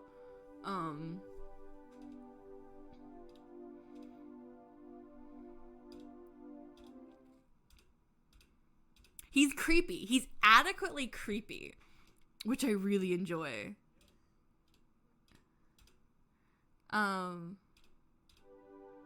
Weird trivia, but okay. A list of trivia that implies your date's a serial killer. Let's go. I don't know. Are we at McDonald's? Nice Chianti. Liver with fava beans. Let me get a Monte Cristo. All these random, like, Hannibal Lecter references. Okay, eating spaghetti, eating my sandwich. Like, have you heard the word hedonism? I've heard of it, but I don't know much about it. Royale with cheese. I should have done Royale with cheese. Did this motherfucker take us to an art museum and then immediately to a McDonald's? Yeah, but this McDonald's has fucking Chianti, so I don't know what the shit. Only art. Luckily I find art in everything. And you are nothing but a piece of art. I dreamed of you being next to me. He's adequately creepy. Like, he's creeping me the shit out. Like, no, he's creeping me out. I have a secret. Let me guess, you collect anime figures? Yeah, it's McRonald's. That's true, Hayden. It's McRonald's. It's like it's Whack Donald's competitor.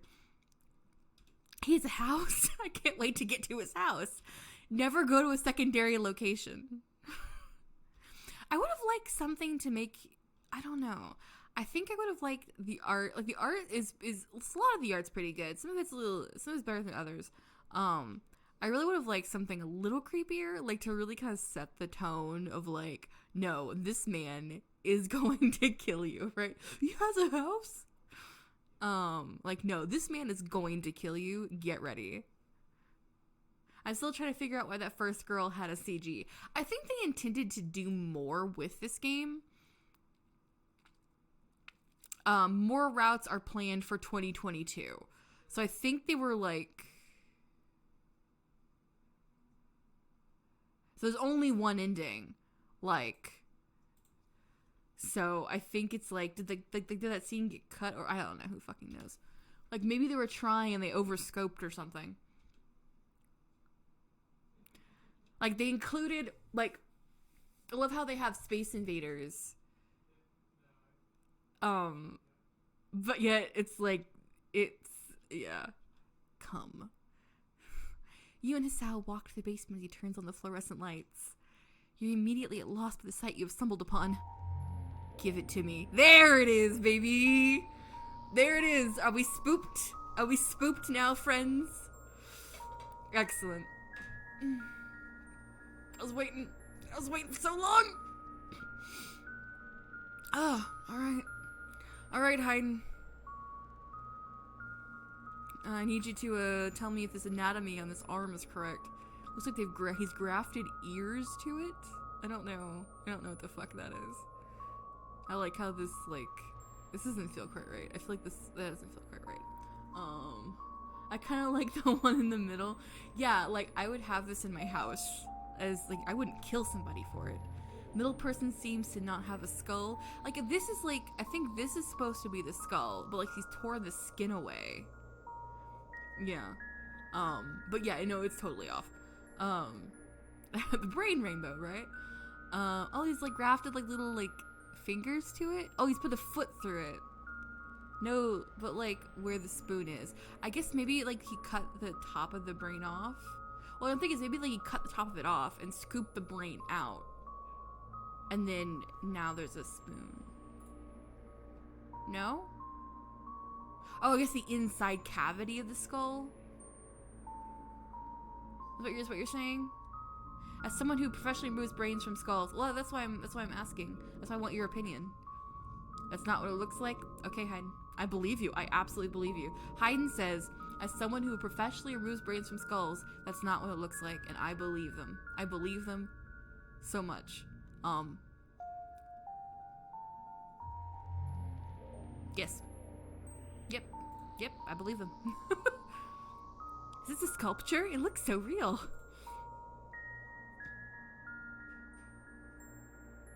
Yeah, the skull is a lot thicker than you think it would be.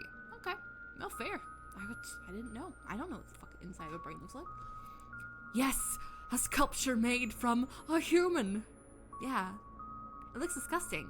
And you believe it's fake. He literally just fucking told you. Will you show me the process? How are we so fucking stupid? How are we so dumb? We're gonna die. He's going to kill us. How are we so dumb? He's going to kill us. Previous sculptures? Will be in his neck art piece, right? I have a whole photo book of all the midnight sculptures I have made. Where's the Kit Kat factory come into this? Right? Like, you go to the Kit Kat factory and like steal people from the Kit Kat factory and be like, oh, you know, he like poisons the Kit Kat. You're constructing, it's very peaceful. Okay. You want to make sure this is fake. He's literally telling you this is not. Why are you still in his house? Bitch, why? If you die, I'm not even gonna be empathetic. Because, like, you're a psychopath. Great.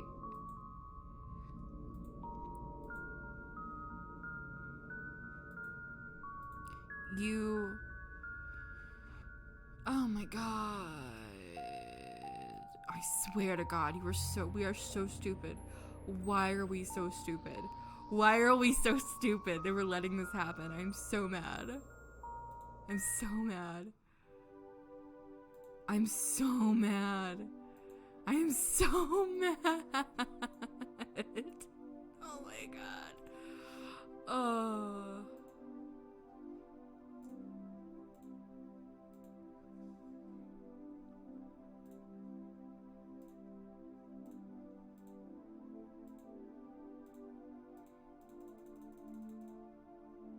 No, oh my god.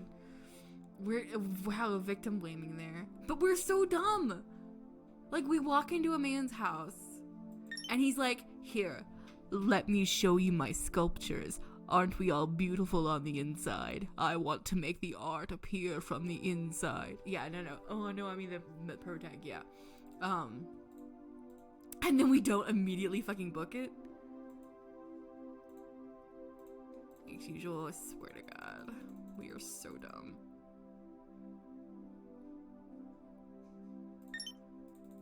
Okay, I'm just gonna, like, skip through all this bullshit. Because I wanna, like, I have to see where this shit goes. This is unreal. This is unreal. Unreal. Here, let me light some candles. Come into my house. We're gonna watch a movie. There are dead people in my basement. What the fuck? I don't watch TV. This is OLED TV. What is this wall art? OMG. I don't. It's 80s tastic is what it is.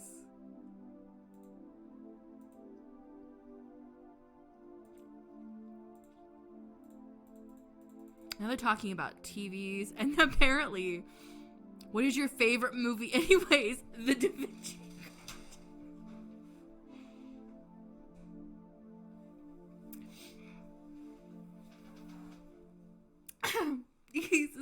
killing, art making, Buffalo Bill style psychopath, and his favorite movie is the Da Vinci Code.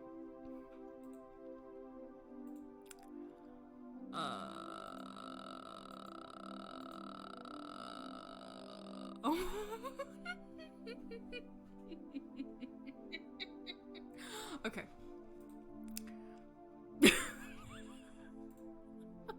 God. It shows that things we learned may not be true.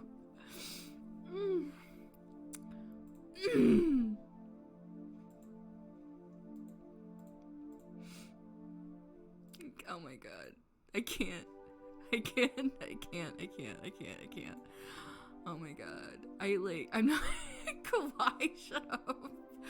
Kawaii's like, I love this game. 11 out of 10. This is my favorite Spooktober game. I'm not even being sarcastic. Of course you're not being sarcastic. Show me the procedure from my nightmares. Sweetheart, you're having nightmares? Yes, of that thing you showed me. I'm gonna confirm that it's fake today. Hisao shows you a frown that I think you've ever seen before. I'll show you. You and Hisao walk from the living room to the basement. What you see is unbelievable. Terada? Damn it, she was supposed to be dead. Your face is in horror. Oh, please, Terada. Tell me what's going on. Well, I was gonna show you the procedure. But this might be a different one today. This isn't fake. None of these models were fake. These were real people. No fucking shit. And this is why white people die in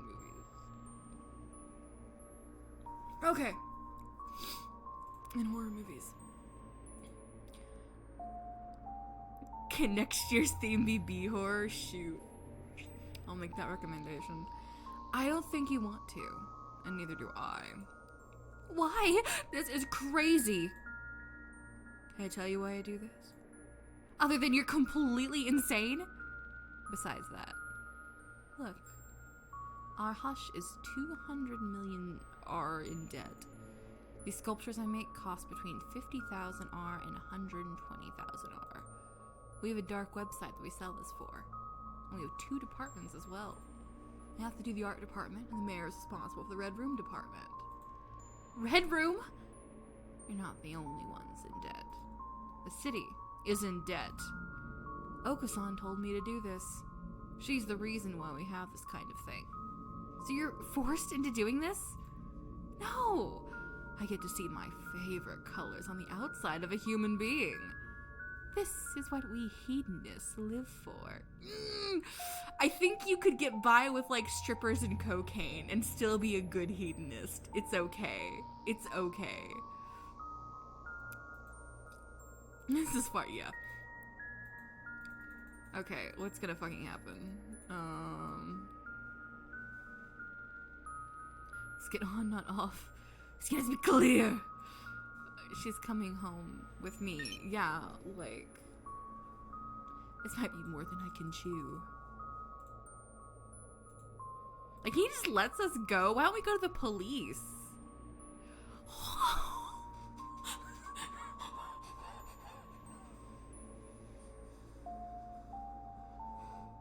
Kawhi.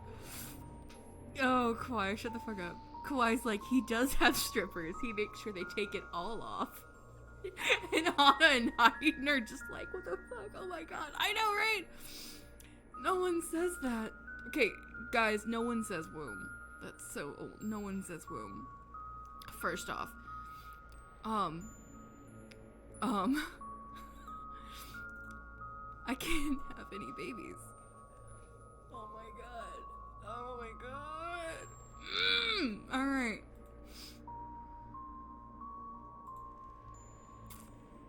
$3 a.m. to get there. Hope we don't get any more trouble tonight. The clock strikes midnight. 3 more hours until you head to the hospital. So she's fine. Tried to look under her skirt for any bleeding. Her skirt was dirty. There's no reason to look up her skirt. I swear to God. Terada is missing. The door's left open, so someone must have broken in. That line just literally broke my internet and the stream won't load anymore. It was trying to protect you. The internet was trying to protect you. My fucking god. I can't believe this game. I swear to Christ. Okay, so a couple of things, my friends, that might be listening to this later. Like, you can absolutely use... Okay, we're gonna get real talk for a second there, because the thing at the end, like, really, really is like, what the fuck? Like, real talk for a second. Like, my life revealing some information. I have fertility issues. I'm never going to be able, very unlikely, to have a biological child. It's fine. Like, it's not like, you can definitely use the, oh my god, I can't have babies. You can use that because it is important to some people. Like, I think The Witcher actually did it pretty okay. She was just a freaking psychopath. But no, even they didn't do that great. Like, it's... So, like, here's the thing. It's like, if you're gonna use... Like, you can definitely use, oh my god, they took an organ out of me. This is horrific. Like, you can definitely use, oh my god, they took an organ out of me. That's horrific. And, like, you could use a uterus for that. Like, you could use a kidney for that. You could use part of a liver for that, you know. And, like, you know, a uterus tends to be, the uterus, like, that tends to be a go-to, is it's, like, some huge, like, horrific thing for women. And the thing is, it's like, yes, the taking of an organ is horrific. Like, the bodily autonomy, whatever. But, like, I really need to impress upon anyone who ever thinks about using this in their games in the future, writing in the future, when you use the, oh my god, I can't have babies as this huge, like, horrific thing, it's very alienating to those of us who physically can't have babies. Like, you know what I mean? If that make any sense? This is like my little tiny soapbox. My little tiny itty bitty soapbox for the day. Is like, that's very, very alienating. It's alienating for those of us who would kind of like to have biological kids but can't. And it doesn't do anything for people who are like, oh, I didn't want kids. Like, you know, I've got friends where it's like, oh no, they removed my uterus.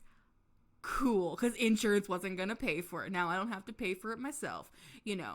So, like, I get it. I get the idea of that. It seems like a really horrific thing, but, like, there's very few ways to do it well that don't come across as either, like, really gross or, like, just really, really stupid, or even a little bit like misogynistic, or, like, very, like, that's a word I'm looking for that I can't quite think of because it's 10:30 at night and I just played the weirdest fucking game in existence. Like, it comes across very, like, demeaning. Like, oh no, the most horrific thing that could ever happen to you is you can't have a baby anymore. Like, remove a leg. Like, if removing an organ or a body part that won't kill you is that important to the story, remove a fucking leg. Like, that's something where, you know, if you don't have, like, those people who don't have legs, like, you still have that same problem, but, like, it's a little more, like, that's a little more universal, at least, and at least people who have lost a leg recognize, yeah, no, this was fucked. So, like, so it's just, like, this is more of, like, a general comment for anyone else in the future who decides they want to use, I can't have babies because they removed my uterus as a, plot point. You're not going to do it well, so just don't bother. Like, pick something else. Pick a kidney, okay? And don't make as big a deal about it. That's my little mini soapbox for the day. And of course, someone could be like, no, that's just as equally bad. I don't know. Maybe people from the I only have one kidney community feel the same way I do about the uterus aspect. So I know I could be fucking wrong. That's fine. But I'm saying from my perspective, don't do that. Just don't do it. It's always gross. It never comes out great. The game was horrible. Like, in just so many ways. Like, objectively. I'm really sorry, Regio. I didn't like your game. I'm sorry. I'm trying to be really, really nice. I try to be really nice. But what the fuck? I'm mean, like, I like B movies, but typically there are some things that sort of take me out of the moment of enjoyment. Rape, forced sterilization, genocide, things like that. Damn, I can't believe I'm missing out on this Oregon convo. God damn it, internet. Right, I'm so sorry, Hayden. I mean, like, yeah, B movies, yeah, typically more would enjoy it. Rape, forced sterilization, genocide, things like that, yeah. Yeah, like, I think there's definitely a place, like, forced sterilization and, like, rape and shit, like, that's, yeah, no, those are some of my, like, no, those are my don't cross them kind of things. And I still think you can do some of those things well in the right context. In the right context, some of those things I think you can do well because they can be so horrifying. It's part of what I like about B movies, like, they actually will go far enough to make you uncomfortable. Like, it's one of those things where it's like, there's uncomfortable and then there's shock value. Like, Teeth is my good example of this. Like, Teeth is a fucking amazing movie, and it's got a lot of B movie qualities, but what they do with, like, the, like, uncomfortableness is so, like, well done that, like, it's good, if that makes sense. My favorite movies have given me mental breakdowns. I mean, like, I think you can do gross, and I think you can, like, go there, and I think you can do, like, a bunch of really weird shit, and I think you can make people uncomfortable without it being really fucking stupid, like, if that makes sense. Like, or I think you can make people uncomfortable, and you can do it in a way that's, like, well constructed. Like, just they took my womb is not a good example of that. But I woke up and I realized an organ was missing. Yeah, like, that's horrific. Hayden's like, yeah, but for me, it's so obvious that this is not being written by anyone who's gone through that type of stuff. And as someone who works with people who do that kind of stuff, maybe has lived through that kind of stuff, it's not this outlanding horrific thing. It's something that does happen to real people. Yeah, like, that's kind of what it is. It's like, that's kind of how I feel. I kind of feel the same way, Hayden. It's like, it's like, this is shit that's happened to people that people have to live with. It's horrific, but it's like a thing that people live with. So it's like, it either loses some of the edge or runs the risk of being alienating to those people who have gone through that thing.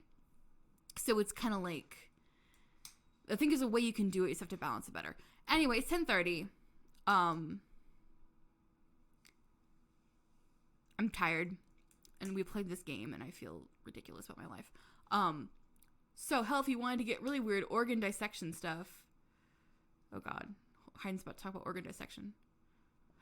Oh lord, you could easily, like, hook her organs up where she pops out of her. Yeah, no, see, yeah, exactly. Solid idea, Hayden. Just rewire all the organs. Get really weird with it.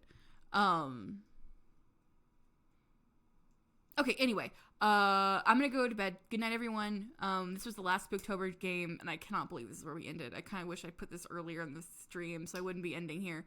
But, you know, it is what it is. Good night, everyone. I love you. I'm gonna be with Anna and Jackbox on Wednesday, and then I'll play Monster Camp on Friday. Stream. And then we'll see what happens in November. Right, bye.